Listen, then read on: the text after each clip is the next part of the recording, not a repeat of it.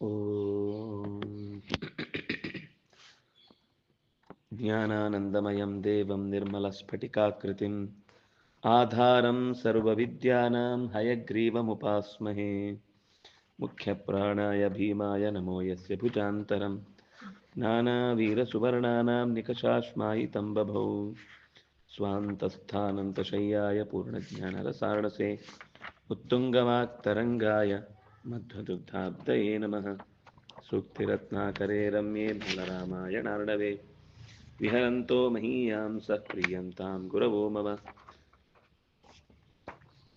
ಶ್ರೀಗುರುಭ್ಯೋ ನಮಃ ಹರಿ ಓಂ. ನಿನ್ನೆ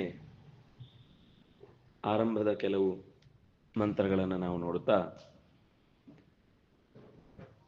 ಮೇರುವಿನ ಬುಡದಲ್ಲಿ ಪಂಚಮುಖ ಮತ್ತು ಚತುರ್ಮುಖನ ನಡುವಿನ ಸಂವಾದದ ಭಾಗದಲ್ಲಿ ಎಲ್ಲವನ್ನು ಒಳಗಿನಿಂದ ನಿಂತು ಪ್ರೇರೇಪಿಸುವ ಭಗವತ್ ಶಕ್ತಿಯ ಬಗ್ಗೆ ಜಿಜ್ಞಾಸೆಯನ್ನ ವ್ಯಕ್ತಪಡಿಸಿದರು. ಆ ಜಿಜ್ಞಾಸೆಗೆ ಉತ್ತರವಾಗಿ ಚತುರ್ಮುಖ ಪಂಚಮುಖನಿಗೆ ಆಯಾ ಇಂದ್ರಿಯಗಳಲ್ಲಿ ಆಯಾ ಇಂದ್ರಿಯಗಳ ಶಕ್ತಿಯಾಗಿ ಭಗವಂತನೇ ನೆಲೆಸಿದ್ದಾನೆ ಅಂತ ನಿರೂಪಣೆ ಮಾಡಿದರು. ಅವನಲ್ಲಿಗೆ ನಮ್ಮ ಯಾವ ಇಂದ್ರಿಯಗಳು ಹೋಗಿ ಹೀಗೆ ಅಂತ ಅದನ್ನ ಹಿಡಿದಿಟ್ಟು ಹೇಳುವುದಕ್ಕೆ ಸಾಧ್ಯ ಇಲ್ಲ ಅನ್ನೋದನ್ನು ಕೂಡ ನಿರೂಪಣೆ ಮಾಡಿದ್ರು. ಯಥೈತತ್ ಅನುಶಿಷ್ಯಾತ್, ಅದನ್ನಷ್ಟು ಸುಲಭದಲ್ಲಿ ಗ್ರಹಿಸಲಿಕ್ಕೆ ಸಾಧ್ಯ ಇಲ್ಲ ಅಂತ. ನ ತತ್ರ ಚಕ್ಷುರುಗಚ್ಚತಿ ನವಾಗಚ್ಚತಿ ನೋ ಮನಃ ಯಥೈತದನುಶಿಷ್ಯಾತ್, ಅದನ್ನ ತಿಳಿದಷ್ಟು ಅದು ನಮ್ಮ ಕೈಗೆ ಸಿಗುವಂತಹದ್ದಲ್ಲ ಅಂತ. ನವಿದ್ಮಃ, ಎಲ್ಲಿವರೆಗೆ ಅಂದ್ರೆ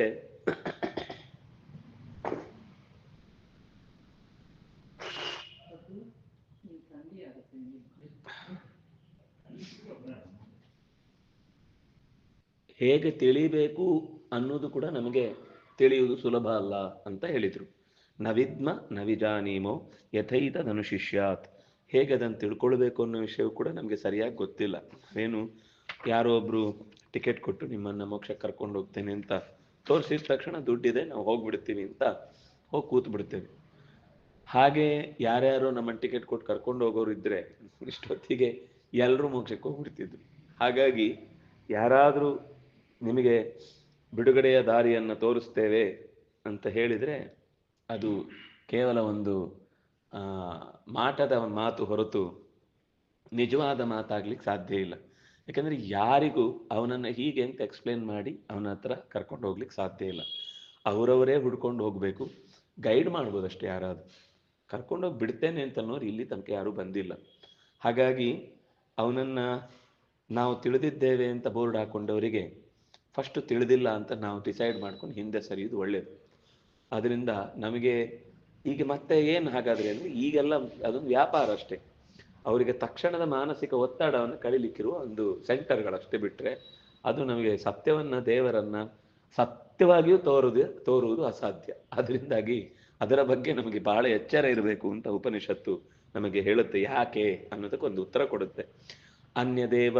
ಅನ್ಯದೇವ ತದ್ವಿದಿತಾತ್ ಅಥೋ ಅವಿದಿತಾದಧಿ ಇತಿ ಶುಶ್ರುಮ ಪೂರ್ವೇಶಾಂ ಏನಸ್ತದ್ವ್ಯಾಚಕ್ಷಿರೇ. ಅನ್ಯದೇವ ತತ್ ವಿದಿತಾತ್, ವಿದಿತಾತ್ ಅನ್ಯದೇವ. ವಿದಿತಾತ್ ಅಂದ್ರೆ ತಿಳಿದ ಸಂಗತಿಗಿಂತ ಅದು ಬೇರೆನೆ. ಅಥೋ ಮತ್ತೆ ಅವಿದಿತಾದಧಿ, ತಿಳಿಯದೇ ಇರೋದ್ರಲ್ಲಿ ಯಾವುದಾದ್ರೂ ಒಂದು ಆಗಿರ್ಬಹುದಾ ಅಂದ್ರೆ ಅದನ್ನು ಮೀರಿದ್ದದು. ನಾವು ತಿಳಿದ ಸಂಗತಿಗಿಂತಲೂ ತಿಳಿಯದ ಸಂಗತಿಗಿಂತಲೂ ಅದು ಮೀರಿದ್ದು. ಅಂದ್ರೆ ನಾವಿಲ್ಲಿ ತನಕ ಯಾರೂ ಕೂಡ ಇದು ಹೀಗೆ ಇಷ್ಟೇ, ಇದರ ಮೇಲೆ ಇನ್ನೇನು ತಿಳ್ಕೊಳ್ಳಿಕ್ ಬಾಕಿ ಇಲ್ಲ ಅಂತ ಯಾರು ಹೇಳಲಿಕ್ಕೆ ಸಾಧ್ಯ ಇಲ್ಲ. ಇದು ನಮ್ಮ ಮಾತಲ್ಲ. ಇತಿ ಶುಶ್ರುಮ ಪೂರ್ವೇಶಾಂ ಏನ ತದ್ವ್ಯಾಚ ಚಕ್ಷಿರೆ. ಪೂರ್ವೇಶಾಂನ ನಮ್ಮ ಹಿರಿಯರು ಋಷಿಗಳು, ಬದುಕಿನುದ್ದಕ್ಕೂ ಅವನನ್ನೇ ಕಾಣಬೇಕು ಅಂತ ಪಡಿಪಾಟಲು ಪಟ್ಟವರು. ಅವರೆಲ್ಲರೂ ಏನು ಹೇಳಿದ್ದಾರೆ ಅಂದ್ರೆ, ನಾವೇನು ತನಕ ತಿಳ್ಕೊಂಡಿದ್ದೆವು ಅಂತ ಅನ್ಕೊಂಡಿದ್ವೋ ಅಲ್ಲಿಗೆ ಹೋದ್ಮೇಲೆ ಗೊತ್ತಾಯ್ತು ನಾವು ತಿಳ್ಕೊಂಡ್ತಾರ ಅದಿಲ್ಲ. ನೀವು ಯಾರಾದ್ರೂ ಇದನ್ನು ತಿಳ್ಕೊಂಡಿರ್ಲಿಕ್ಕಿಲ್ಲ ಆದ್ರಿಂದ ಆ ತರ ಇರ್ಬೋದು ಅಂದ್ರೆ ಅದ್ರ ತರನೂ ಇಲ್ಲ. ಅವಿದಿತಾತ್ ವಿದಿತಾತ್, ತಿಳಿದ ಹಾಗೂ ಇಲ್ಲ, ತಿಳಿಯದ ಹಾಗೆ ಯಾವುದೋ ಒಂದು ವಿಷಯದಲ್ಲಿ ಏನೋ ಹೇಳಿದ್ದಾರೆ ಅಲ್ಲಿದ್ದ ಹಾಗೆ ಇರಬೇಕು ಅಂದ್ರೆ ಅದು ಇಲ್ಲ. ನಾವು ಎಲ್ಲಿ ಎಷ್ಟು ಯೋಚನೆ ಮಾಡಿ ಅದರ ಹತ್ತಿರಕ್ಕೆ ಹೋಗ್ತೀವೋ ಅಷ್ಟು ಅದು ಬೇರೆಯಾಗಿ ಕಾಣುತ್ತೆ. ಅದಕ್ಕೆ ಪುರಾಪಿ ನವಂ ಅಂತ ಹೇಳಿದ್ದು. ಪುರಾಣ ಶಬ್ದದಿಂದ ಭಗವಂತನನ್ನ ಪರಿಚಯಿಸುವುದು ಯಾಕೆಂದ್ರೆ ಅದು ಎಷ್ಟು ಎಷ್ಟು ಎಷ್ಟು ರೀತಿಯಿಂದ ಹಳಬರೆಲ್ಲ ತಿಳಿದು ಇದರ ಮೇಲೆ ಇನ್ನೇನು ತಿಳ್ಕೊಳ್ಳಿಕ್ಕಿಲ್ಲ ಅಂತ ಏನಾದರೂ ಬೋರ್ಡ್ ಹಾಕೊಂಡು ಕೂತ್ಕೊಂಡ್ರೆ ನೀವು ಅಲ್ಲಿ ಹೋದಾಗ ಗೊತ್ತಾಗುತ್ತೆ, ನೀವು ಹಿಂದಿನವ್ರು ಹೇಳಿರ್ತಾರೆ ಯಾವುದೂ ಅಲ್ಲ, ಅದು ಬೇರೆನೇ ಅಂತ ಗೊತ್ತಾಗುತ್ತೆ.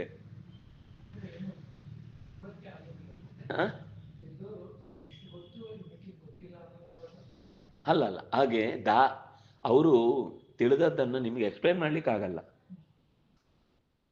ಯಾಕೆಂದ್ರೆ ಅದು ಎಕ್ಸ್ಪ್ಲೈನ್ ಮಾಡ್ಲಿಕ್ಕೆ ಇರುವ ಶಬ್ದದಲ್ಲಿ ಇರುವಂತದ್ದೇ ಅಲ್ಲ. ಏನ್ ಎಕ್ಸ್ಪ್ಲೈನ್ ಮಾಡ್ಬೋದು ಅಂದ್ರೆ, ಈಗ ನಾವೇನನ್ನ ತಿಳ್ಕೊಂಡಿದೀವಿ ಅದು ಯಾವುದೂ ಅಲ್ಲ. ಈಗ ಅದಕ್ಕೆ ತಿಳಿದವರದ್ದೇ ಮಾತಲ್ವ ಇದು. ಈಗ ಈ ಉಪನಿಷತ್ತೇ ತಿಳಿದವರದ್ದೇ ಮಾತು. ಅವರೇ ಹೇಳ್ತಾ ಇರೋದು ಮಾತಿದು. ಏನು ಅಂತ, ಅನ್ಯದೇವ ತದ್ ವಿದಿತಾತ್, ವಿದಿತಾತ್ ತತ್ ಅನ್ಯದೇವ, ತಿಳಿದದ್ದಕ್ಕಿಂತ ಅದು ಬೇರೆಯೇ.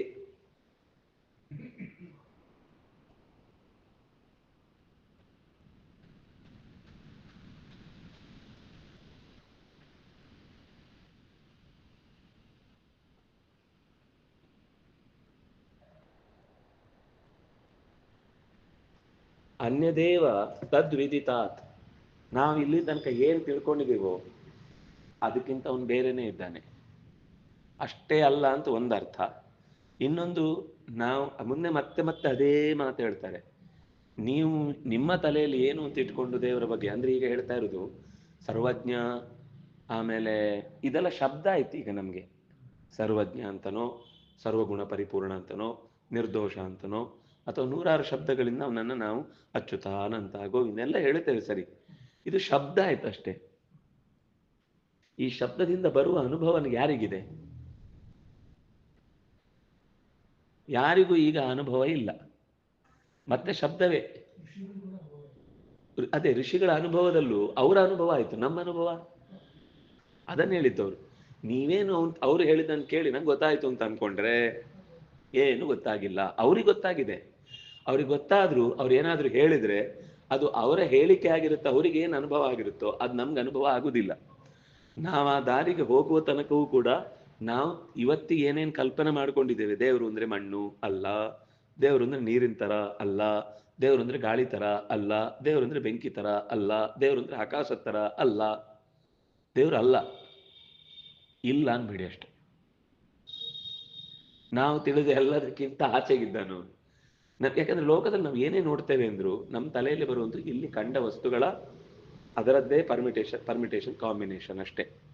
ಇದೇ ಮೂರು, ಮಣ್ಣು ನೀರು ಬೆಂಕಿ, ಇದು ಮೂರಿಂದಲೇ ಆದ ವಸ್ತುಗಳಿಂದ ನಮ್ಮ ತಲೆಯಲ್ಲಿ ಅದರ ರೂಪ ಮೂಡುತ್ತೆ. ಈಗ ಕಣ್ಣು ಮುಚ್ಚಿದ ತಕ್ಷಣ ನಮಗೆ ತಿರುಪತಿಯ ತಿಮ್ಮಪ್ಪ ಬರುತ್ತೆ, ಓ ನನಗೆ ದೇವ್ರ ದರ್ಶನ ಆಯ್ತು ಅಂತೇಳಿ. ಆ ದೇವ್ರ ದರ್ಶನ ಅಲ್ಲ, ಅದು ನಾವು ಅಲ್ಲಿ ಕಣ್ಣು ಮುಚ್ಚಿ ನೋಡಿದ್ದರ ಒಂದು ಫೋಟೋಗ್ರಫಿ. ಮತ್ತೊಂದು ಸರ್ತಿ ನಮ್ಮ ಮನಸ್ಸು ರೆಡಿ ಮಾಡಿ ಕಣ್ಣು ಮುಚ್ಚಿದಾಗ ಕಂಡ ಸಂಗತಿ ಅಷ್ಟೇ.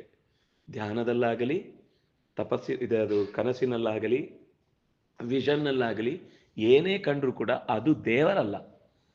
ದೇವರು ಹೀಗಿರ್ತಾನೆ ಅಂತ ನಮ್ದೊಂದು ಆಬ್ಜೆಕ್ಟ್ ಅನ್ನು ತೋರಿಸಿ ದಾರಿ ತಪ್ಪದಂತೆ ತಡಿಲಿಕ್ಕಿರುವ ಒಂದು ಸೈನ್ ಬೋರ್ಡ್ ಅಷ್ಟೇ. ಅದು ದೇವರಲ್ಲ. ದೇವರ ದರ್ಶನ ಆಯಿತು ಅಂತ ಹೇಳಿದ್ರೆ ದೇವರ ದರ್ಶನ ಅಲ್ಲ. ಅದು ಯಾವಾಗ ಆಗುತ್ತೆ ಅಂದ್ರೆ ಮುಂದೆ ಹೇಳ್ತಾರೆ, ಅದು ಒಂದು ಫ್ರಾಕ್ಷನ್ ಆಫ್ ಸೆಕೆಂಡ್ ಅಲ್ಲಿ ಬಂದು ಹೋಗುವ ಗುಣ ಅದು.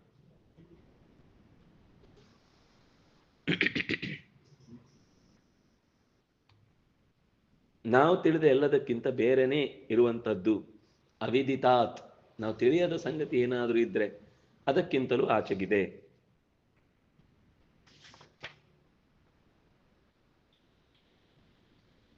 ಯಾಕೆಂದ್ರೆ ಕಾಣುವ ವಸ್ತು ಮೂರು, ಮಣ್ಣು ನೀರು ಬೆಂಕಿ. ವಿದಿತಾತ್ ನಮ್ಗೆ ಕಾಣುವುದು, ವಿದಿತ ಅಂದ್ರೆ ತಿಳಿಯುವುದು ಯಾವುದು ಅಂದ್ರೆ ಮಣ್ಣು ತಿಳಿಯತ್ತೆ, ನೀರು ತಿಳಿಯತ್ತೆ, ಬೆಂಕಿ ತಿಳಿಯತ್ತೆ. ಅದರ ಹಾಗಿಲ್ಲ. ಅವಿದಿತಾತ್ ಕಾಣದ ಹಾಗೆ ತಿಳಿಯದಂತಿರುವಂಥದ್ದು ಯಾವುದು? ಗಾಳಿ, ಬೆಳಕು, ಗಾಳಿ ಮತ್ತು ಆಕಾಶ. ಆಕಾಶ ಮತ್ತು ಗಾಳಿಯ ಹಾಗೂ ಇಲ್ಲ. ಅಂದ್ರೆ ನಾವು ಕಂಡ ಪಂಚಭೂತಗಳ ನಿರ್ಮಾಣ ಏನೇನಿದೆಯೋ ಅದು ಯಾವುದ್ರ ತರನೂ ಇಲ್ಲ. ಅದು ನೀವು ಎಷ್ಟು ಬೇಕಾದರೂ ಚಂದ ಮಾಡಿ, ಎಷ್ಟು ಬೇಕಾದರೂ AI ಮೂಲಕ ಒಂದು ಅದ್ಭುತವಾದ ಕಲಾಕೃತಿ ಸಿದ್ಧಗೊಳಿಸಿ, ಎಷ್ಟು ಬೇಕಾದರೂ ಅದಕ್ಕೆ ಬಣ್ಣ ಹಾಕಿ ಅಲಂಕಾರ ಮಾಡಿ ಅಟ್ರಾಕ್ಟಿವ್ ಆಗಿ ಮಾಡಿ. ನಿಮ್ಗೆ ಕಣ್ಣಿಗೆ ಚಂದ ಕಂಡಿತು ಅಂದ ತಕ್ಷಣ ಅದು ನಿಮ್ಮ ಮನಸ್ಸಿಗೆ ಒಪ್ಪಿತು ಅಂತ ಆದ್ರೂ ಕೂಡ ಅದು ದೇವರಲ್ಲ. ದೇವರು ಹೀಗಿರಬಹುದು ಅನ್ನೋದಕ್ಕೆ ಒಂದು ಮಾದರಿ ಅಷ್ಟೇ ಬಿಟ್ರೆ ಅದು ಕೂಡ ನಿಶ್ಚಯ ಅಲ್ಲ. ಯಾರು ತಪಗೈದು ಕಂಡಿರ್ತಾನೋ ಅವನು ಇಂಥದ್ದೇನಾದ್ರೂ ಒಂದು ಕೆತ್ತಿ ಕೊಟ್ರೆ ಅದು ಒಂಚೂರು ನಂಬಬಹುದು. ಅದು ಬಿಟ್ಟು ನಮಗೆ ನಾವೇ ಒಂದೆರಡು ಅದಕ್ಕೆ ವಾಕ್ಯ ಹಾಕಿದ ತಕ್ಷಣ ಅದು ಆಲೋಚನೆ ಮಾಡಿ ನಮ್ಗೊಂದು ಚಿತ್ರ ಮಾಡಿ ಕೊಟ್ಬಿಡುತ್ತೆ AI. ಆರ್ಟಿಫಿಷಿಯಲ್ ಇಂಟೆಲಿಜೆನ್ಸ್ ಅಲ್ಲಿ ಇವತ್ತೇನೆಲ್ಲ ಚಿತ್ರಗಳು ನೋಡ್ತೇವೆ, ಭಾರಿ ಅದ್ಭುತ ಅನ್ಸುತ್ತೆ. ಏನು ಅದು ಮೂಮೆಂಟ್ ಆಗೋದು ನೋಡ್ತಾ ಇದ್ರೆ ನಿಜವಾಗ್ಲೂ ದೇವರು ಇಷ್ಟು ಚೆನ್ನಾಗಿರ್ಲಿಕ್ಕಿಲ್ಲ ಅಂತ ಅನ್ಸ್ಬಿಡುತ್ತೆ ನಮ್ಗೆ. ಅವ್ರು ಹೇಳ್ತಾರೆ ನೀವು ಅನ್ಕೊಂಡಾಗಿಲ್ಲ, ಅದು ನಿಮ್ಗೆ ತಿಳಿಯದ ಸಂಗತಿಗಿಂತಲೂ ಆಚೆ ಇದೆ, ತಿಳಿದ ಸಂಗತಿಗಿಂತಲೂ ಆಚೆ ಇದೆ. ನಾವು ಅಷ್ಟು ಸುಲಭದಲ್ಲಿ ಅದನ್ನು ಅರ್ಥ ಮಾಡ್ಕೊಳ್ಳಿಕ್ಕೆ ಆಗುವಂಥದ್ದಲ್ಲ. ಒಟ್ಟು ಲೋಕ ಅತೀತ, ನಾವು ಕಂಡ ಎಲ್ಲದಕ್ಕಿಂತಲೂ ಕೂಡ ಅದು ಅತೀತವಾದದ್ದು ಅಂತ. ಕಾಣುವ ಪ್ರಪಂಚ, ಕಾಣದ ಪ್ರಪಂಚ, ಸೂಕ್ಷ್ಮ ಪ್ರಪಂಚ, ಸ್ಥೂಲ ಪ್ರಪಂಚ, ಚರ ಪ್ರಪಂಚ, ಅಚರ ಪ್ರಪಂಚ, ಕ್ಷರ ಪ್ರಪಂಚ, ಅಕ್ಷರ ಪ್ರಪಂಚ, ನೀವು ಏನೆಲ್ಲ ಲೋಕದಲ್ಲಿ ವಿಭಾಗ ಮಾಡಿ ಹೇಳ್ತೀರೋ ಅದು ಯಾವುದು ಅದರ ವ್ಯವಸ್ಥೆಯೊಳಗೆ ಭಗವಂತ ಬಂದು ಮಣ್ಣಿನ ಕಣ್ಣಿಗೆ ಕಾಣುವನಲ್ಲ. ಇಷ್ಟು ಹೇಳ್ಬೋದು. ನಮ್ದು ಯಾವುದು ಮನಸ್ಸಿದೆ ಅಲ್ವಾ, ಅದಕ್ಕೊಂದು ಕಣ್ಣಿದೆ. ಕನಸಿನಲ್ಲಿ ನಾವು ಈ ಕಣ್ಣಿನಿಂದ ಕಾಣುವುದಿಲ್ಲ ಏನು, ಆದ್ರೂ ಕಾಣ್ತಾ ಇರುತ್ತೆ. ಮನಸ್ಸಿನ ಕಣ್ಣು. ಆ ಮನಸ್ಸಿನ ಕಣ್ಣಿಗೂ ಕಾಣುವುದು ದೇವರಲ್ಲ. 3 ಕಣ್ಣಿದೆ ನಮಗೆ. ಒಂದು ಹೊರಗಣ್ಣು, ಒಂದು ಒಳಗಣ್ಣು, ಇನ್ನೊಂದು ತಿಳಿಗಣ್ಣು. ಆ ತಿಳಿಗಣ್ಣು ಇದೆ ಅನ್ನೋದು ಇವತ್ತು ಯಾರಿಗೂ ಗೊತ್ತೇ ಇರುವುದಿಲ್ಲ.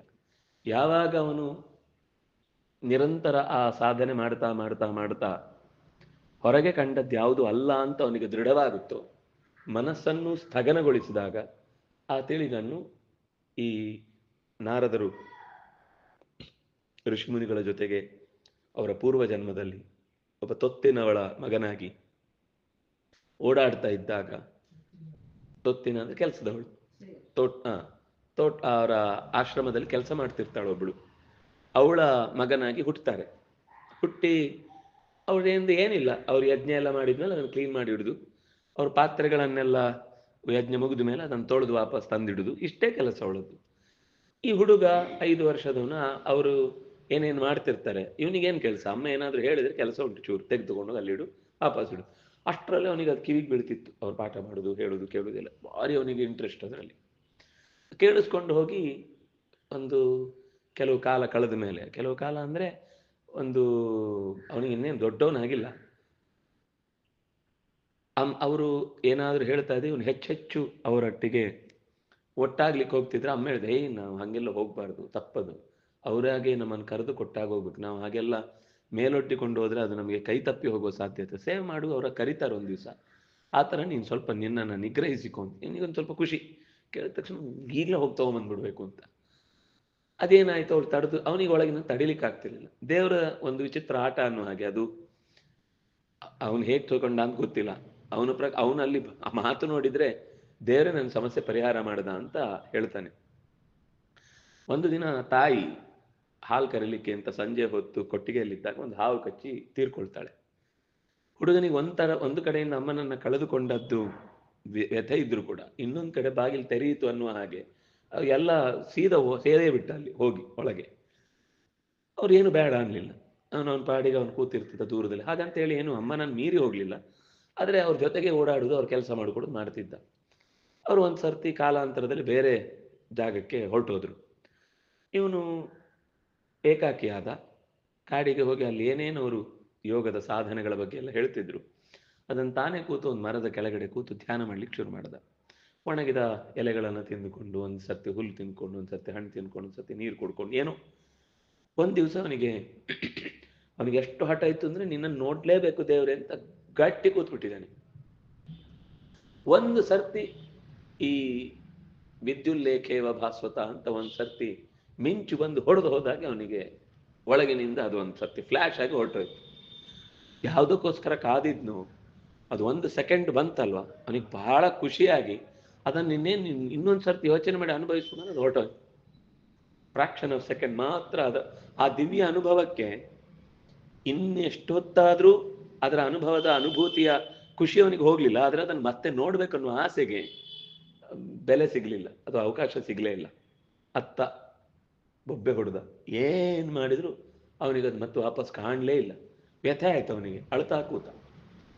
ಅವನ ಆ ಪ್ರಾಮಾಣಿಕವಾದ ಕೇಳುವಿಕೆಗೆ, ಕೇಳ್ಮೆಗೆ ಭಗವಂತ ಅಶರೀರವಾಣಿಯಾಗಿ ಮತ್ತೆ ಅವನಿಗೆ ಉತ್ತರ ಕೊಟ್ಟ, ಹೆದರಬೇಡ ಮಗು, ಅದೇನು ಅಂತ ರುಚಿ ಕೊಟ್ಟಿದ್ದೇನೆ.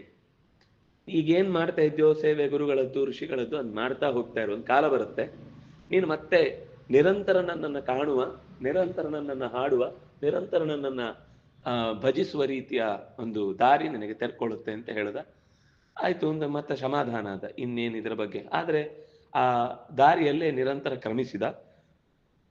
ಆ ಅವಧಿ ಮುಗಿದ ಮೇಲೆ, ಶರೀರವನ್ನು ತೊರೆದ ಮೇಲೆ ಚತುರ್ಮುಖನ ತೊಡೆಯಿಂದ ಹುಟ್ಟಿ ಬಂದ. ಅವರೇ ನಾರದರು. ನಾರದರೇ ಈ ಕಥೆಯನ್ನು ವೇದವ್ಯಾಸರ ಹತ್ರ ಹೇಳ್ತಾರೆ. ನನಗೆ ಈ ರೀತಿ ಒಂದು ಋಷಿಮುನಿಗಳ ಜೊತೆಗಿನ ಒಡನಾಟದಿಂದಾಗಿ ತುಂಬಾ ಕಲಿಕೆ ಸಿಕ್ತು.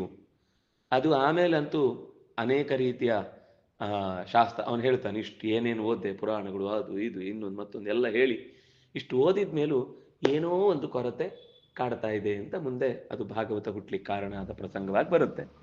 ಅಂತೂ ಅಲ್ಲಿ ಅವನು ಏನೇನು ಅನ್ಕೊಂಡಿದ್ನು ಅದನ್ನು ಮೀರಿದ ಶಕ್ತಿ ಅಂತ ಅವನಿಗೆ ಅರ್ಥ ಆಯಿತು. ಆದರೆ ಅದನ್ನು ಏನು ಎಕ್ಸ್ಪ್ಲೇನ್ ಮಾಡ್ಲಿಕ್ಕೆ ಕಷ್ಟ. ಅದು ಅವರವರದ್ದೇ ಅನುಭವ. ಅದು ಅವರಿಗೆ ಆ ಪದಗಳಿಂದ ಹಿಡಿದಿಟ್ರು ಕೂಡ ಎದುರುಗಡೆ ಅವನಿಗೆ ಶಬ್ದ ಅನ್ಸುತ್ತೆ, ಅವನೇನು ಆ ಶಬ್ದಮ ಸ್ಪರ್ಶಮ ರೂಪಮವಿ ಅಂತ ತಾರ ಸಂನಿತ್ಯಮ ಗಂಧವಚ್ಚತೆ ಅಂತ ಹೇಳ್ತಾ ಇರ್ತಾನೆ. ಅವ್ರು ನೋಡಿ ಹೇಳುವಾಗ್ಲು, ದೇವರನ್ನು ಕಂಡವರು ಹೇಳುವಾಗ್ಲು ಅದು ನಾವು ತಿಳಿದ ಶಬ್ದಗಳಲ್ಲಿ ಇಲ್ಲ. ಅಶಬ್ದ ನಾವು ಮುಟ್ಟಿದ ವಸ್ತುಗಳಲ್ಲಿ ಇಲ್ಲ.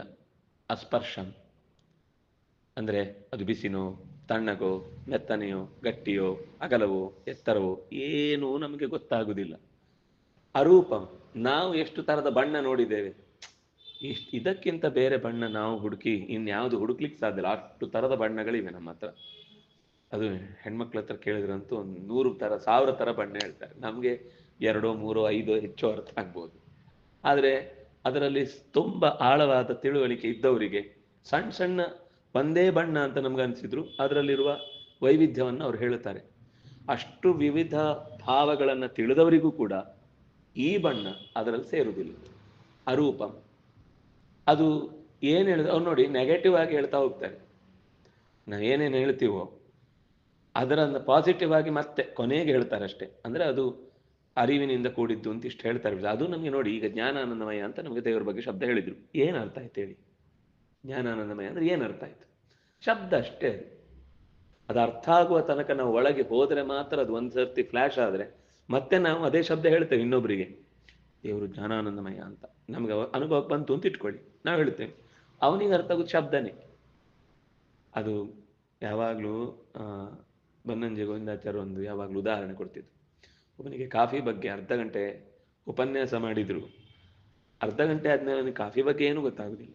ಏನ್ ಹೇಳ್ಬೋದು ಅಂದ್ರೆ, ನೀನು ಚಹಾ ಕುಡ್ದಿದ್ಯಲ್ಲ ಆ ಥರ ಇಲ್ಲ, ನೀನು ಹಾಲಿನ ಹಾರ್ಲಿಕ್ಸೋ ಏನೋ ಕುಡ್ದಿದ್ಯಲ್ಲ ಆ ಥರ ಇಲ್ಲ, ನೀನು ಹಣ್ಣಿನ ಜ್ಯೂಸ್ ಕುಡ್ದಿದ್ಯಲ್ಲ ಆ ಥರ ಇಲ್ಲ, ನೀರು ಕುಡಿದಿದ್ದಲ್ಲ ಆ ಥರ ಇಲ್ಲ. ಕೊನೆಗೂ ಯಾವ ಥರ ಇದೆ ಹೇಳಿ, ಯಾವ ಥರ ಇದೆ ಅಂತ ಒಂದು ಅರ್ಧ ಲೋಟ ಕಪ್ ಕಾಫಿ ಕೊಟ್ರೆ ಆವಾಗ ಟೇಸ್ಟ್ ಮಾಡಿ ಈ ಕುಡಿದೆಯಲ್ವಾ ಇದೆ. ಅವನಿಗೇನೇ ಅನುಭವಕ್ಕೆ ಬರುವ ತನಕ ಕೂಡ ಅದರ ಶಬ್ದ, ಅದರ ರೂಪ, ಅದರ ರಸ, ಅದರ ಗಂಧ, ಅದರ ಯಾವ ತಿಳುವಳಿಕೆಯೂ ಕೂಡ ಏನೇನೋ ನಮ್ಗೆ ದೇವರು ಕಂಡಿದೆ ಅಂತ ಹಾರಾಡೋರಿದ್ರೆ ಅವ್ರಿಗೇನೂ ಕಂಡಿಲ್ಲ ಅನ್ನೋದು ನಿಶ್ಚಯವಾಗಿ ಗೊತ್ತಾಗುತ್ತೆ. ಯಾರು ಕಂಡಿದ್ದಾನೋ ಅವನು ಕಂಡಿದ್ದೇನೆ ಅಂತ ಹೇಳ್ಕೊಂಡು ತಿರುಗಲ್ಲ. ಯಾರಿಗೆ ಕಾಣುವ ತವಕ ಇರುತ್ತೆ ಅವರು ಹೀಗೆ ಹುಡುಕ್ಬೇಕು. ಯಾರು ಏನು ಮಾತಾಡೋದಿಲ್ವೋ ಅವರನ್ನು ಹೋಗಿ ಹುಡುಕ್ಬೇಕು. ಯಾರು ಬೋರ್ಡ್ ಹಾಕೊಂಡು ತಿರುಗ್ತಾರೋ ನಿಶ್ಚಯವಾಗಿ ಅವರು ಯಾರೋ ಒಬ್ಬ ಕಾಮವನ್ನ ಕ್ರೋಧವನ್ನೆಲ್ಲ ಗೆಲ್ಲಬೇಕು ಅಂತ ಬಹಳ ಪ್ರಯತ್ನ ಪಟ್ಟಂತೆ, ಒಂದೊಂದೇ ಗೆಲ್ಲಬೇಕು ಅಂತ ಕ್ರಮವಾಗಿ ಅದಕ್ಕೊಂದು ರೂಪರೇಷೆ ಹಾಕೊಂಡು ಇದೇ ಕ್ರಮದಲ್ಲಿ ಗೆಲ್ಲಬೇಕು ಅಂತ ಕಾಮವನ್ನು ಗೆದ್ದ, ಕೋಪವನ್ನು ಗೆದ್ದ, ಲೋಭವನ್ನು ಗೆದ್ದ, ಮೋಹವನ್ನು ಗೆದ್ದ, ಮದವನ್ನು ಗೆದ್ದ, ಮತ್ಸರವನ್ನು ಗೆದ್ದ ಅಂತ. ಖುಷಿ ಆಯ್ತಂತ ಅವನಿಗೆ. ಏನಿದು ಅದ್ಭುತ, ಇಷ್ಟು ಗೆಲ್ಲುವುದು ಅಂದ್ರೆ ಏನು ಸಾಧಾರಣ ಕೆಲಸ. ಋಷಿಗಳೆಲ್ಲ ಷಡ್ವರ್ಗ ನಿಗ್ರಹ ನಿರಸ್ತ ಸಮಸ್ತ ದೋಷ ಅಂತ ಅವರಿಗೆ ಭಾರಿ ಮನ್ನಣೆ ಇದೆ. ಆದರೆ ಇಷ್ಟು ಗೆದ್ದದ್ದನ್ನ ಹೇಗೆ ಅವನಿಗೆ ಅದನ್ನು ಎಕ್ಸ್ಪ್ರೆಸ್ ಮಾಡೋದು ಗೊತ್ತಾಗಲಿಲ್ಲ. ಕೊನೆಗೆ ಒಂದು ಬೋರ್ಡ್ ಹಾಕಿದಂತೆ ಮನೆಯ ಮುಂದೆ, ಷಡ್ವರ್ಗ ನಿಗ್ರಹಾಚಾರ್ಯ ಅಂತ. 6 ಹೋಗಿ 7ನೇದು ತಲೆ ಮೇಲೆ ಬಂದು ಕೂತ್ಕೊಳ್ತು. ಅದು ಒಂದರಿಂದ ದಾಟಿ ಇನ್ನೊಂದಕ್ಕೆ ಹೋಗ್ತೀವಿ ಅಂತಂದ್ರೆ ಅಷ್ಟು ಸುಲಭದಲ್ಲಿ ಅದನ್ನ ಸಹಜವಾಗಿ ತಗೊಳ್ಳಿಕ್ಕೆ ಆಗುದೇ ಇಲ್ಲ. ಹೀಗೆ ನಾವು ತಿಳಿದ ಸಂಗತಿಗಿಂತ ಅದು ಆಚೆಗಿದೆ ಅನ್ನೋದಷ್ಟೇ. ತಮಸಸ್ತು ಪಾರೇ. ಅದು ಯಾವಾಗಲೂ ನಾವು ಏನೇ ತಿಳಿದ್ರೂ ಕೂಡ ಅದು ಅರಿವುಗೇಡಿತನದಿಂದಲೇ ಬಂದ ಸಂಗತಿ ಆಗಿರುತ್ತೆ ಹೊರತು ನಮ್ಮ ಹೊರಗಿನ ವಸ್ತುಗಳಿಂದ ಕಂಡು. ಈಗ ಲೋಕದಲ್ಲಿ ಒಂದು ವಸ್ತುವನ್ನ ಅಬ್ಸರ್ವ್ ಮಾಡೋದು ಹೇಗೆ ಅಂದ್ರೆ, ಇನ್ನೊಂದು ವಸ್ತುವನ್ನು ನೋಡಿ ಇದೇ ತರ ಇರಬೇಕು ಅಂತ ಊಹೆ ಮಾಡುವುದೇ ಅಲ್ವಾ ನಾವು. ಎಲ್ಲಾ ಪದಾರ್ಥಗಳನ್ನು ತಿಳ್ಕೊಳ್ಳೋದು ಹೇಗೆ? ಕಣ್ಣಿಗೆ ಕಂಡ ವಿಷಯ ಆದರೆ ಕಂಡಿತು, ಕಂಡ ಸಂಗತಿಯಿಂದ ಕಾಣದ್ದನ್ನು ಅಂದ್ರೆ ಊಹಿಸುವುದು. ನಿಮಗೆ ಕಂಡ ಸಂಗತಿ ಆಗ್ಲಿ ಕಾಣದ ಸಂಗತಿ ಆಗ್ಲಿ ಎರಡೂ ಕೂಡ ಇದು ಈ ಕಣ್ಣಿನ ಸಂಬಂಧ ಅಲ್ವಾ. ಈ ಕಣ್ಣಿಗೆ ಅದು ಕಾಣುವುದಿಲ್ಲ ಅಂದ್ಮೇಲೆ ದೇವರ ಬಗ್ಗೆ ಇದು ಹೇಗೆ ಹೇಳುತ್ತೆ? ಕಣ್ಣು ಹೇಳಲ್ಲ, ಊಹೆನೂ ಹೇಳಲ್ಲ. ಯಾಕೆಂದ್ರೆ ಊಹೆಯೂ ಕೂಡ ಅಲ್ಲಲ್ಲಲ್ಲಲ್ಲಲ್ಲಿ ಬೆಂಕಿ ಮತ್ತು ಹೊಗೆ ಒಟ್ಟಿಗಿರುವುದನ್ನು ನೋಡಿ ಪಕ್ಕದ ಮನೆಯಲ್ಲಿ ಹೊಗೆ ಬಂದ ತಕ್ಷಣ ಬೆಂಕಿ ಬಿದ್ದಿದೆ ಅಂತ ಗೊತ್ತಾಯ್ತು. ಅಲ್ಲಿ ನಮಗೆ ಬೆಂಕಿ ಕಾಣದೇ ಇದ್ರು ನಮ್ಮ ಮನೆಯಲ್ಲಿ ನಾವು ಒಲೆಯಲ್ಲಿ ನೋಡಿದ್ರಿಂದಲೇ ಅದು ಗೊತ್ತಾಗಿತ್ತು. ಹಾಗಾದ್ರೆ ಎಲ್ಲಿಯೂ ನೋಡೋದನ್ನು ಅಲ್ಲಿ ಊಹಿಸುವುದು ಹೇಗೆ? ಯಾರೋ ಒಬ್ಬನಿಗೆ ಆನೆ ಅಂದ್ರೆ ಏನು ಅಂತಾನೆ ಗೊತ್ತಿಲ್ಲ. ಯಾರೋ ಒಬ್ಬ ಓಡ್ತಾ ಓಡ್ತಾ ಆನೆ ಆನೆ ಆನೆ ಅನ್ಕೊಂಡ. ಇವ್ರು ಯಾಕೆ ಆನೆ ಅಂದ್ರೆ ಕಿರಿಸ್ತಾ ಇದ್ದಾರೆ ಗೊತ್ತಿಲ್ಲ ಅವನಿಗೆ. ಬಂದ ಮೇಲೆ ಗೊತ್ತಾಯ್ತು, ಓ ಏನೋ ಬಂತು, ಇದು ಕೈ ಕಾಲಡಿ ಹಾಕಿದ್ರೆ ಅಪ್ಪಚ್ಚಿ ಮಾಡುತ್ತೆ ಅಂತ. ಅಂದ್ರೆ ಅವರಿಗೆ ವಸ್ತು ಆ ಪದದಿಂದ ಹೀಗೆ ಅಂತ ಗೊತ್ತಾಗುವ ತನಕವೂ ಕೂಡ ಏನು ಹೇಳಿದ್ರು ಗೊತ್ತಾಗಲ್ಲ. ಹಾಗಿದ್ರೆ 3 ಇರುವುದು ಲೋಕದಲ್ಲಿ ನಮಗೆ ತಿಳ್ಕೊಳ್ಳಿಕ್ಕಿರುವ ದಾರಿ. ಒಂದೋ ಕಣ್ಣಿನಿಂದ ಅಥವಾ ಒಟ್ಟು ಇಂದ್ರಿಯಗಳಿಂದ, ಒಂದೋ ಇಂದ್ರಿಯಗಳಿಂದ ಕಂಡದ್ರಲ್ಲಿ ಕಾಣದ ಸಂಗತಿಯನ್ನು ಊಹಿಸುವುದು. ಒಂಚೂರು ಗೊತ್ತಾಯಿತು, ಅದರದ್ದೇ ಇನ್ನೊಂದು ಭಾಗದಿಂದ ಇನ್ನೊಂದಿಷ್ಟು ವಿಷಯ ಗೊತ್ತಾಗುತ್ತೆ, ಊಹಿಸುವುದು ನಾವು. ಈಗ ಪೆನ್ನು ಇಷ್ಟು ಉದ್ದ ಇದೆ ಅಂದ್ರೆ ಅದರ ಆ ಸೈಡಿಗೂ ಅಷ್ಟೇ ಅದರ ವಸ್ತು ಇದೆ ಅಂತ ನಾವು ಈ ಕಡೆದನ್ನು ನೋಡಿ ತಿಳ್ಕೊಳ್ತೀವಿ. ಅದು ಈ ಕಡೆ ಆ ಕಡೆ ಎರಡೂ ಕಡೆ ನಾವು ಪುಸ್ತಕ ಆ ಪೆನ್ನು ನೋಡಿದ್ರೆ ಮಾತ್ರ ನಾವು ಇನ್ನೊಂದು ಕಡೆ ಊಹಿಸ್ಲಿಕ್ಕಾಗುತ್ತೆ. ಬೇರೆ ಪೆನ್ ನೋಡಿದ್ರೆ ಅವಾಗ ಗೊತ್ತಾಗುತ್ತೆ. ಹಾಗೆ ನೀವು ಊಹಿಸುವುದು ಕೂಡ ಒಂದ್ಸರ್ತಿ ಕಣ್ಣಿಗೆ ಕಂಡ ಸಂಗತಿಯಿಂದಲೇ ಹೊರತು ಬೇರೆ ಕಡೆಯಿಂದಲೇ. ಇನ್ನು ಒಂದು ಉಳಿದಿದ್ದು ಪದ, ಶಬ್ದ. ಅದನ್ನು ಶಾಬ್ದ ಪ್ರತ್ಯಕ್ಷ ಆಗಮ ಅಂತಾರೆ. ಆಗಮವೂ ಕೂಡ ನಮಗೆ ಈ ಪದದಿಂದ ಈ ಅರ್ಥವನ್ನ ಅದು ಹೇಳ್ತಾ ಇದೆ ಅಂತ ಅದಕ್ಕೆರಡಕ್ಕೂ ಸಂಬಂಧ ಗೊತ್ತಿದ್ರೆ ಮಾತ್ರ ಈ ಪದ ಹೇಳಿದ ತಕ್ಷಣ ಇದು ಗೊತ್ತಾಗುತ್ತೆ. ಈ ಪದ ಗೊತ್ತಿದೆ ಆದ್ರೆ ಇದು ಏನ್ ಪದಾರ್ಥ ಹೇಳುತ್ತೆ ಅಂತ ಗೊತ್ತಿಲ್ಲ ಅಂದ್ರೆ ಅದರಿಂದ ಏನ್ ಜ್ಞಾನ ಬರುತ್ತೆ? ಏನು ಜ್ಞಾನ ಬರುವುದಿಲ್ಲ. ಅಥವಾ ಪದಾರ್ಥ ಗೊತ್ತಿದೆ ಅದಕ್ಕೆ ಏನ್ ಹೇಳ್ತಾರೆ ಗೊತ್ತಿಲ್ಲ, ಆಗ್ಲೂ ಮಾತಾಡಿದ್ರು ಅಲ್ಲಿ ಎದುರುಗಡೆನೆ ಇರ್ತಾರೆ, ತಿಮರೆ ತುಂಬಾ ಒಳ್ಳೇದು ಅಂದ್ರೆ ಒಂದೆಲಗ ಒಳ್ಳೇದು, ಅದನ್ನ ದಿನಾ ತಿನ್ಬೇಕು ಅಂತ ಹೇಳ್ತಿದ್ರಂತೆ. ಅವನ ಆಯ್ತಾಯ್ತಾಯ್ತು ಅಂತ ಏನೋ ತಲೆ ಕೆಡಿಸ್ಕೊಳ್ತಾ ಇದ್ದ. ಅವ್ರ ಮನೆಗೆ ಯಾರೋ ಬಂದಾಗ ಈ ತಿಮರೆ ಅಂತ ಅನ್ನೋ ಪದಾರ್ಥ ತುಂಬಾ ಒಳ್ಳೇದಂತೆ, ನಿಮ್ಗೆ ಎಲ್ಲಿದೆ ಇದ್ರು ತಂದ್ಕೊಡಿ. ಅವ್ರ ತೋಟದಲ್ಲೇ ಇತ್ತು, ತೆಗೆದ ತಂದ್ಕೊಟ್ಟ. ಅಯ್ಯೋ ಇದು ಇಲ್ಲೇ ಇತ್ತ, ನಾನು ಊರೆಲ್ಲ ತಿರ್ಕೊಂಡು ಬಂದಿದ್ದೇನೆ, ಎಲ್ಲೂ ಸಿಗ್ಲಿಲ್ಲ, ಇದೆಲ್ಲೂ ಬೆಳೆಯಲ್ಲ ಅಂತ ಹೇಳ್ಬಿಟ್ರು ಅಂತ. ಅಂದ್ರೆ ಪದಾರ್ಥವೇ ಇದು. ಈ ಹೆಚ್ಚಿನ ಅಂಶದಲ್ಲಿ ನಮ್ಗೆ ಈ ಆಯುರ್ವೇದದ ಪದಾರ್ಥಗಳ ನಮಗೆ ತಿಳುವಳಿಕೆ ಇಲ್ಲದೆ ಇರುವುದರಿಂದ ಎಷ್ಟೋ ಸಂಗತಿಗಳಿಗೆ ಮದ್ದು ನಮ್ಮ ಮುಂದೆ ಇದ್ರೂ ಕೂಡ ಅದು ಆ ಮದ್ದಿಗೆ ಸಂಬಂಧಿಸಿದ್ದು ಅಂತ ಗೊತ್ತಿಲ್ಲದೆ ಇರುವುದರಿಂದ ನಾವು ಸುಮ್ಮನೆ ಆ ರೋಗದ ಪ್ರಾರಬ್ಧ ಅನುಭವಿಸ್ಬೇಕು ಅಂತಿದ್ರೆ ಮನೆ ಮುಂದೆನೇ ಅದರ ಔಷಧ ಇದ್ರೂ ಒದ್ದಾಡುವಂತ ಸ್ಥಿತಿ ಇದೆ ಇವತ್ತು. ಆದ್ರಿಂದ ಪದವೂ ಕೂಡ ಆ ಪದಕ್ಕೂ ಪದದ ಅರ್ಥಕ್ಕೂ ಸಂಬಂಧ ನಮಗೆ ಗೊತ್ತಿದ್ರೆ ಮಾತ್ರ ನಮ್ಗೆ ಅದರಿಂದ ವಿಷಯ ಅರ್ಥ ಆಗುತ್ತೆ. ಈಗ ದೇವರ ವಿಷಯದಲ್ಲಿ ಜ್ಞಾನಾನಂದಮಯ ಅನ್ನೋ ಪದ ಗೊತ್ತಿದೆ, ಆದ್ರೆ ಪದಾರ್ಥ ಗೊತ್ತಿಲ್ಲ. ಗೊತ್ತಿದ್ಯಾ? ಇಲ್ಲ. ಅದನ್ನ ನೀವು ಎಷ್ಟು ತಿಳಿದ್ರು ಅದು, ಅದಕ್ಕೆ ನಾನು ನಿನ್ನೆ ಹೇಳಿದ್ದು ಸಂಪ್ರಶ್ನಂ ಭವನಾಯಂತ್ಯನ್ಯ, ಎಲ್ಲ ಪ್ರಶ್ನೆಗಳಾದ ಮೇಲೂ ಯಾರು ಉತ್ತರವಾಗಿ ಉಳಿ ಲಾಜಿಕ್ಗಳಿಗೆ ಸಮಾಧಾನ ಸಿಗುತ್ತೆ ನಮಗೆ ಎಷ್ಟೋ ಪ್ರಶ್ನೆಗಳಲ್ಲಿ, ಅದರದ್ದು ಅರ್ಥ ಆಯ್ತು ಅಂತ ಅನ್ನುವ ಫುಲ್ ಸ್ಟಾಪಿಗೆ ಬರ್ಲಿಕ್ಕೆ ಆಗುದಿಲ್ಲ ಅಂತ. ಆ ವಿಷಯದಲ್ಲಿ ಇದಮಿತ್ತಂ, ಇದು ಹೀಗೇನೆ. ನಮಗೆ ದೇವರ ಬಗ್ಗೆ ಗೊತ್ತಾಯ್ತು ಅಂದ್ರೆ ಪದದ ಮೂಲಕ ಗೊತ್ತಾಗುತ್ತೆ ಹೊರತು ಅರ್ಥದ ಮೂಲಕ ಗೊತ್ತಾಗುವುದಕ್ಕೆ ಅದು ನಮ್ಮ ಸ್ವತಃ ಅನುಭವಕ್ಕೆ ಬರಬೇಕು. ನಾವು ಹೇಗೆ ಒಂದು ಔಷಧ ರಸವನ್ನ ಕುಡಿದ ಮೇಲೇನೆ ಅದರ ಕಹಿ ಏನು ಅಂತ ಗೊತ್ತಾಗಿ ಆಮೇಲೆ ನಾವು ಕಹಿ ಹೇಗಿದ್ದೆ ಕಹಿ ಅಂತ ಹೇಳಿದ್ರೆ ಕಹಿ ಕಹಿಯಾಗಿದೆ ಅಲ್ಲ ರೀ, ಕಹಿ ಅಂದ್ರೆ ಹೇಗಿರುತ್ತೆ ಹೇಳಿ, 10 ನಿಮಿಷ ಹೇಳಿ, ಕೊನೆಗೆ ಹೇಳ್ಬೋದು ಅದು ಸೋಮರಸ ಅಂತುಂಟು, ಅದರ ಬಗ್ಗೆ ಯಾರೋ ಕೇಳಿದ್ರು, ಅವರಿಗೆ ನಿಮ್ಗೆ ಅಮೃತಬಳ್ಳಿ ಗೊತ್ತಾ, ಆ ಥರ ಸ್ವಲ್ಪ ಕಹಿ ಇರುತ್ತೆ. ಅಥವಾ ನಿಮ್ಗೆ ಕಹಿಬೇವಿನ ಎಲೆ ಗೊತ್ತಾ, ಅದನ್ನು ತಿಂದರೆ ಯಾವ ಥರ ಇರುತ್ತೋ ಆ ಕಹಿ ಇರುತ್ತೆ ಅಂತ. ಆದರೂ ಸೋಮರಸ ಇದೆಲ್ಲದಕ್ಕಿಂತ ಭಿನ್ನ. ಅದ್ರ ಕಹಿನೇ, ಅದು ಬೇರೆನೇ ಕಹಿ. ನೀವು ನೋಡಿ, ಬೇಕಿದ್ರೆ ಅಮೃತ ಬಳ್ಳಿನೂ ತಿನ್ನಿ, ಈ ಕಡೆನೂ ಒಂದು ಕಹಿಬೇವಿನ ಎಲೆನೂ ತಿನ್ನಿ, ಎರಡರ ಕಹಿ ಒಂದೇ ತರ ಅಲ್ಲ. ಅದರ ಕಹಿ ಬೇರೆನೆ, ಇದ್ರ ಕಹಿ ಬೇರೆನೆ. ಸಿಹಿಯಲ್ಲಿ ಎಷ್ಟು ತರದ ಸಿಹಿ ಇಲ್ಲ. ಮೋಸ್ಟ್ಲಿ ಉಪ್ಪು ಒಂದು ಮಾತ್ರ ಆ ಥರದ್ರಲ್ಲಿ ವೈವಿಧ್ಯ ಇಲ್ಲ ಬಿಟ್ರೆ, ಹುಣಸೆ ಆಗಲಿ ಅಥವಾ ಸಿಹಿ ಆಗಲಿ ಕಹಿ ಆಗಲಿ ಒಗರಾಗಲಿ ಎಲ್ಲದರಲ್ಲೂ ವೈವಿಧ್ಯ ಇದೆ. ಹೀಗೆ ಜಗತ್ತಿನಲ್ಲಿರುವಂತಹ ಒಂದು ವಸ್ತುವಿನ ಪರಿಚಯವನ್ನು ಕೊಡುವಾಗ ಆ ವಸ್ತುವಿನ ನೇರ ನಮಗೆ ಪ್ರತ್ಯಕ್ಷ ಆಗುವ ತನಕವೂ ಕೂಡ ಅದು ಅಪ್ರಸಿದ್ಧವೇ. ಅಂದಾಗಿದ್ದೇ ಲೋಕದ ಸಾಮಾನ್ಯ ವಸ್ತುವಿನ ಬಗ್ಗೆನೇ ನಮಗೆ ಅದು ನೇರ ಅನುಭವಕ್ಕೆ ಬರುವ ತನಕವೂ ಅದು ಪ್ರಶ್ನೆ. ಅಂತಾದ್ರಲ್ಲಿ ಇದೆಲ್ಲವನ್ನೂ ಮೀರಿ ನಿಂತ ತತ್ವದ ಕುರಿತಾದ ನಾವು ಚಿಂತನೆ ಮಾಡಬೇಕಾದಾಗ ಅದು ಒಂದೇ ಕ್ಷಣಕ್ಕೆ ತಿಳಿಯುತ್ತೆ ಅಂದ್ರೆ ಹೇಗಾಗುತ್ತೆ? ಅಷ್ಟು ಸುಲಭದಲ್ಲಿ ತಿಳಿಲಿಕ್ಕಾಗುವಂಥದ್ದು ಇದು ಲೋಕ ವಿಲಕ್ಷಣ. ಅದರಿಂದಾಗಿ ಕೃಷ್ಣನು ಕೂಡ ಹೇಳಿದ್ದು, ಯಸ್ಮಾತ್ ಕ್ಷರಮತೀತೋಹಂ ಅಕ್ಷರಾದಪಿ ಚ ಉತ್ತಮಃ ಅಥೋಸ್ಮಿ ಲೋಕೆ ವೇದೇ ಚ ಪ್ರಥಿತಃ ಪುರುಷೋತ್ತಮ. ಕ್ಷರಂ ಅತೀತಃ ಅಕ್ಷರಮಪಿ ಅತೀತಃ. ಲೋಕದ ಕ್ಷರವನ್ನೂ ದಾಟಿದ್ದೇನೆ, ಅಕ್ಷರವನ್ನೂ ದಾಟಿದ್ದೇನೆ, ಎರಡನ್ನೂ ದಾಟಿ ಆಚೆಗಿರುವುದರಿಂದಲೇ ನನ್ನನ್ನು ಪುರುಷೋತ್ತಮ ಅಂತ ವೇದಗಳು ಲೋಕದಲ್ಲಿರುವಂತಹ ಅನೇಕ ಘಟನೆಗಳ ಚಿಂತನೆಗಳು ನನಗೆ ಪುರುಷೋತ್ತಮ ಅನ್ನೋ ಹೆಸರನ್ನು ಕೊಟ್ಟಿದೆ. ನೀವು ತಿಳಿದ ಎಲ್ಲ ಸಂಗತಿಗಳಿಗಿಂತಲೂ ಉತ್ತಮ ಆಚೆಗಿರುವಂಥದ್ದು ಅ ಉ ಮ. ಅದು ಅಲ್ಲ, ನಾವು ತಿಳಿದ ಯಾವುದೂ ಅಲ್ಲ. ನಾವು ತಿಳಿದ ಯಾವುದೂ ಅಲ್ಲ, ಅದರ ಜೊತೆಗೆ ಉ. ಯಾಕೆಂದ್ರೆ ನಾವು ತಿಳಿದದಕ್ಕಿಂತ ಎತ್ತರದಲ್ಲಿದೆ. ಓ, ಹಾಗಿದ್ರೆ ನಮಗೆ ತಿಳ್ಕೊಳ್ಳಿಕ್ಕಿಲ್ವಾ ಅಂತ ನೀವು ಕೇಳಿದ್ರೆ ಅವರು ಹೇಳಿದ್ರು ಮ. ನಾವು ತಿಳಿದ ಹಾಗೆ ಅವನಿಲ್ಲ ಅಂತ ತಿಳಿಯುವುದೇ ತಿಳಿವು. ತಿಳ್ಕೊಳ್ಳಿಕ್ಕಾಗದಷ್ಟು ಎತ್ತರದವನು ಅಂತ ತಿಳ್ಕೊಳ್ಳಿಕ್ ಬಂತಲ್ವಾ, ಅದೊಂದು ಪ್ರಾಮಾಣಿಕ ತಿಳಿವು. ಆದರೆ ದೇವರನ್ನ ಹೀಗೆ ಅಂತ ಒಂದು ಅಳೆದು ತಿಳಿಯುವಂತಹ ವ್ಯವಸ್ಥೆ ಏನಿದೆ ಅದನ್ನ ಇಲ್ಲಿ ನಾವು ಅನ್ಕೊಂಡ ಹಾಗೆ ಹೇಳಲಿಕ್ಕೆ ಬರುವುದಿಲ್ಲ ಅಂತ ನಿರೂಪಣೆ ಮಾಡಿದರು. ಯಾಕೆ ಹಾಗೆ ಅಂತ ಅನ್ನೋದಕ್ಕೆ ಒಂಥರ ಅಸ್ಪಷ್ಟವಾದ ಮಾತು ಬಂದ ರೀತಿಯಲ್ಲಿ ಕಂಡ್ರೆ ಅವರು ಮುಂದೆ ಪ್ರತಿಯೊಂದು ಇಂದ್ರಿಯದಿಂದಲೂ ಬರುವ ಅನುಭವದ ಬಗ್ಗೆ ಕುರಿತು ಅದನ್ನು ಜೊತೆಯಾಗಿ ಹೇಳ್ತಾರೆ.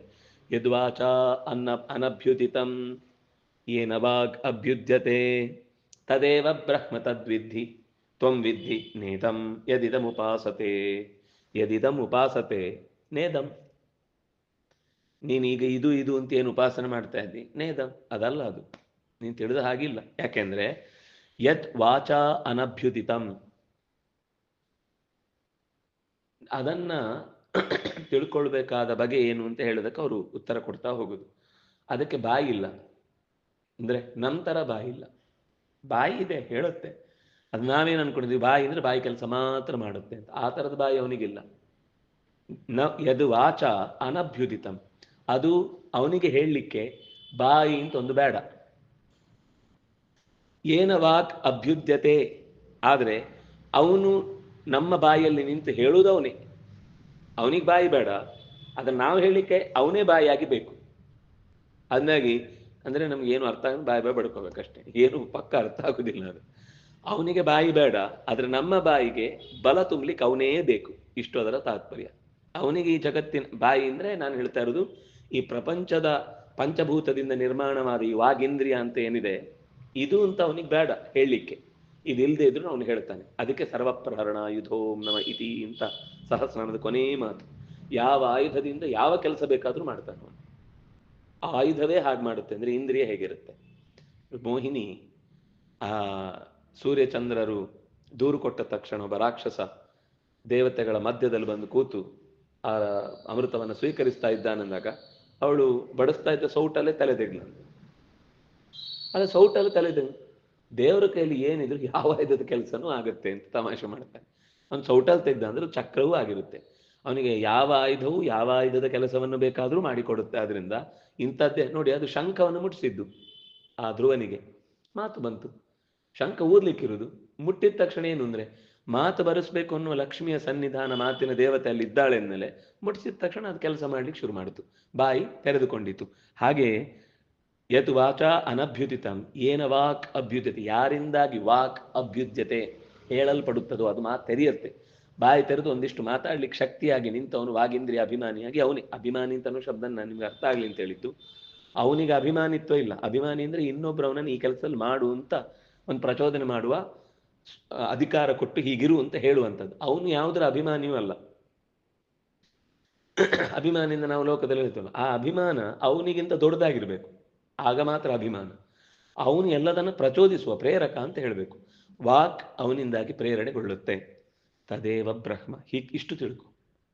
ಅವನು ಅವನು ಅವನಿಗೆ ಬಾಯಿ ಬೇಡ, ಆದರೆ ನಮ್ಮ ಬಾಯಿಗೆ ಅವನು ಬೇಕು. ನಮ್ಮ ಬಾಯಿಗೆ ಅವನು ಬೀಳ್ತಾನೆ, ಆದರೆ ಅವನ ಬಾಯಿಗೆ ನಾವು ಬೀಳ್ಲಿಕ್ಕೆ ಆಗುದಿಲ್ಲ. ಇದೇ ಅದು ತದೇವ ಬ್ರಹ್ಮ, ಅದನ್ನೇ ಬ್ರಹ್ಮ ಅಂತ ಹೇಳೋದು. ಇಷ್ಟು ಹೇಳಿ ತದೇವ ಬ್ರಹ್ಮ ತ್ವಂ ವಿದ್ಧಿ, ತಿಳ್ಕೋ. ವಿದ್ಧಿ ಅಂದ್ರೆ ತಿಳ್ಕೊ. ತ್ವಂ ವಿದ್ಧಿ ತದೇವ, ನಮ್ಮ ಮಾತಿಗೆ ಸಿಗದವ, ಅವನಿಗೆ ನಮ್ಮ ಮಾತು ಬೇಕಾಗಿಲ್ಲ, ಆದರೆ ನಾವು ಆಡುವ ಮಾತಿಗೆ ಪ್ರತಿಯೊಂದಕ್ಕೂ ಶಕ್ತಿ ಅವನೇ ಆಗಿದ್ದಾನೆ. ಇಷ್ಟು ತಿಳ್ಕೊ ಅವನ ಬಗ್ಗೆ. ನೇದಂ ಯದಿದಂ ಉಪಾಸತೆ. ಈಗ ನೀನು ಏನೇನೋ ತಿಳ್ಕೊಂಡು ಅದರ ಬಗ್ಗೆ ಭಾರಿ ವಿಮರ್ಶೆ ಮಾಡಿ ಮಾತಿನ ದೊಡ್ಡ ಮಂಟಪದಲ್ಲಿ ಅದನ್ನು ಕಟ್ಟಿ ಎತ್ತರದಲ್ಲಿ ಹಾಕಿ ಉತ್ಸವ ಮಾಡಿಸಿ 10 ದಿವಸದ ಕಾರ್ಯಕ್ರಮ ಮಾಡಿಸಿ ದೇವರ ಬಗ್ಗೆ ಏನೋ ಹೇಳಿದ್ಯಲ್ವಾ, ನೇದಂ, ನೀನು ತಿಳಿದ ಹಾಗಿಲ್ಲ ಅವನು. ನಿನ್ನ ಮಾತಿನ ಮಂಟಪದಲ್ಲಿ ಸಿಕ್ಕಿ ಬಿದ್ದವನಲ್ಲ ಅವನು. ನೀನೇನು ಮಾಡಿದ್ರು ಅದಕ್ಕಿಂತ ಆಚೆಗಿದ್ದಾನೆ. ಇಷ್ಟೇ ಅಂತ ಕನ್ಕ್ಲೂಡ್ ಮಾಡ್ಲಿಕ್ಕೆ ಆಗಲ್ಲ ಅಂತ ಅದರ ಅರ್ಥ. ತಿಳಿದಿರ್ತಾರೆ ಈಗ ಜ್ಞಾನವಂತನಾಗಿದ್ದಾನೆ, ಗುಣವಂತನಾಗಿದ್ದಾನೆ ಅನ್ನುವ ವಿಷಯ ಸತ್ಯ, ಆದರೆ ನಮಗದು ಶಬ್ದತಃ ಸತ್ಯ, ಅರ್ಥ ಆಗಿ ಸತ್ಯ ಆದದ್ದಲ್ಲ. ಇದೇ ಅಂತ ಗೊತ್ತಾಗಿದ್ದಷ್ಟೇ ಬಿಟ್ರೆ ಇದೇ ಅನ್ನೋದು ನಮ್ಮ ಅನುಭವಕ್ಕೆ ಬಂದಿಲ್ಲ. ಬರುವ ತನಕವು ನೇದಂ ಯದಿದಂ ಉಪಾಸತೆ. ಉಪಾಸನೆ ಮಾಡುವಾಗ ಅದು ಹೀಗಿದೆ ಅಂತ ಗೊತ್ತಿದ್ದು ಮಾಡ್ಬೇಕಲ್ವಾ. ಆದರೆ ಅಲ್ಲಿ ತನಕ ದೊಡ್ಡವರು ಹೇಳಿದ್ದಾರೆ ಅಂತ ನಂಬಿ ಮಾಡ್ತಾ ಹೋಗ್ತೀವಿ ನಾವು.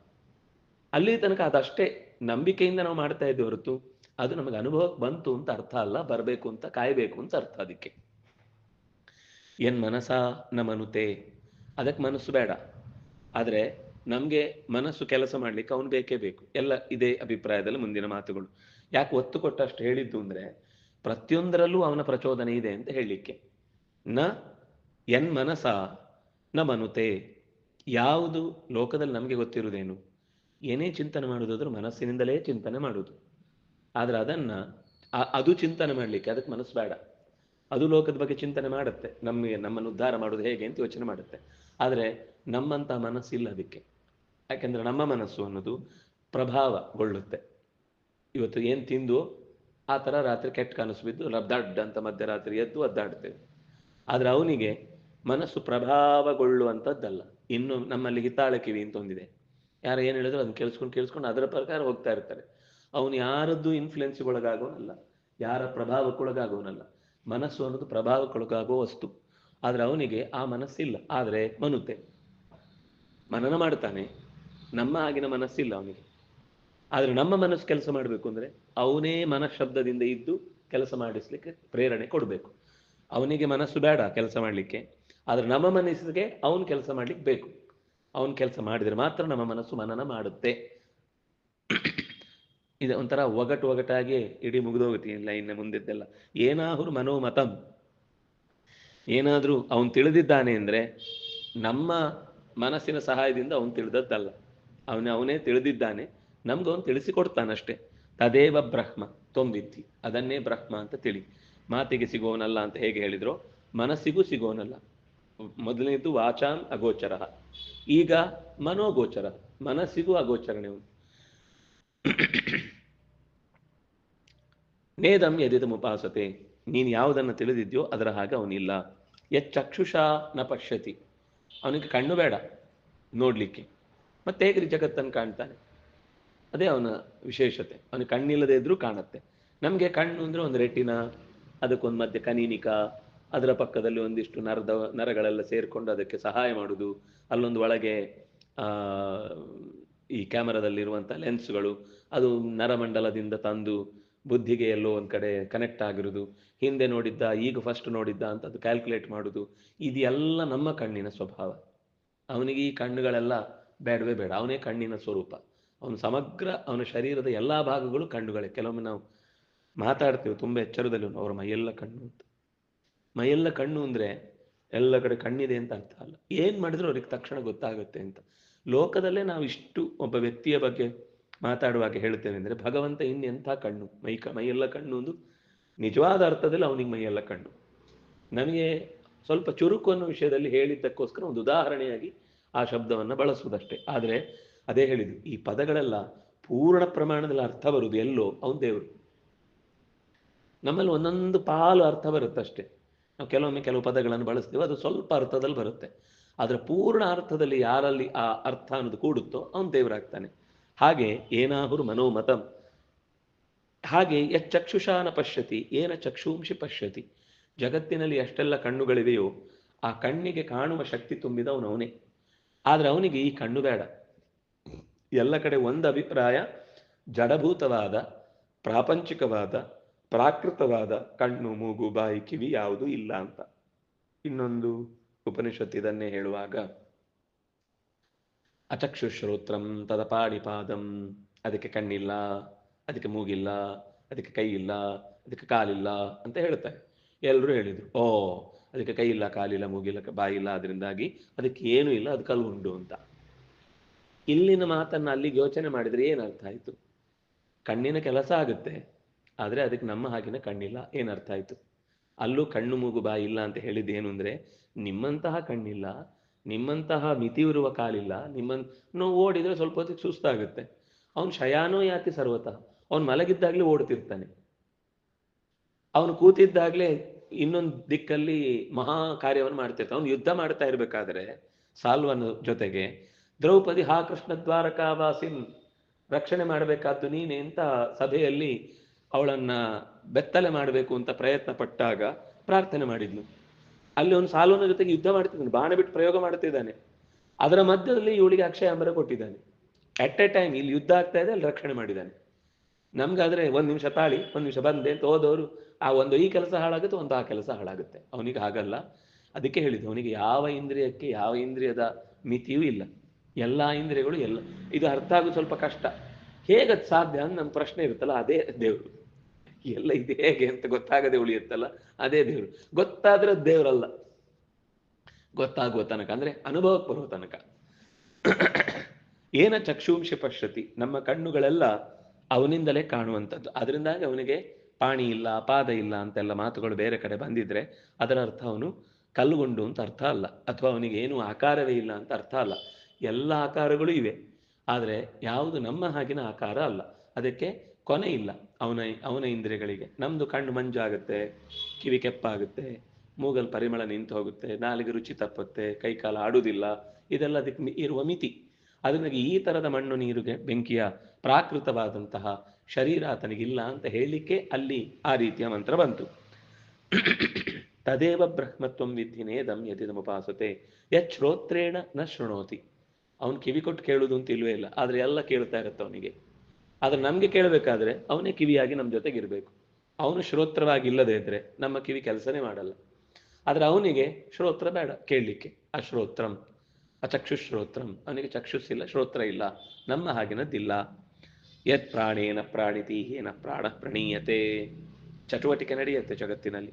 ಅವನನ್ನ ಚಟುವಟಿಕೆಗೆ, ಅದೇ ಹೇಳಿದ್ ನಾನು ಆಗ, ಅಭಿಮಾನಿ ಅಂತಂದ್ರೆ ಅವನನ್ನು ಯಾರೋ ಒಬ್ಬ ಈ ವ್ಯವಸ್ಥೆಯಲ್ಲಿ ನೀನು ಕಾರ್ಯಭಾರ ಮಾಡಬೇಕು, ಅವನಿಗೆ ಯಾವುದೋ ಒಂದು ಗುಣದಿಂದ ಪ್ರಭಾವಿತನಾಗಿ ಆ ಕೆಲಸದಲ್ಲಿ ಮುಳುಗಬೇಕು, ಅವನನ್ನು ಪ್ರೇರೇಪಿಸೋರು ಮತ್ತೊಬ್ಬರಿಲ್ಲ.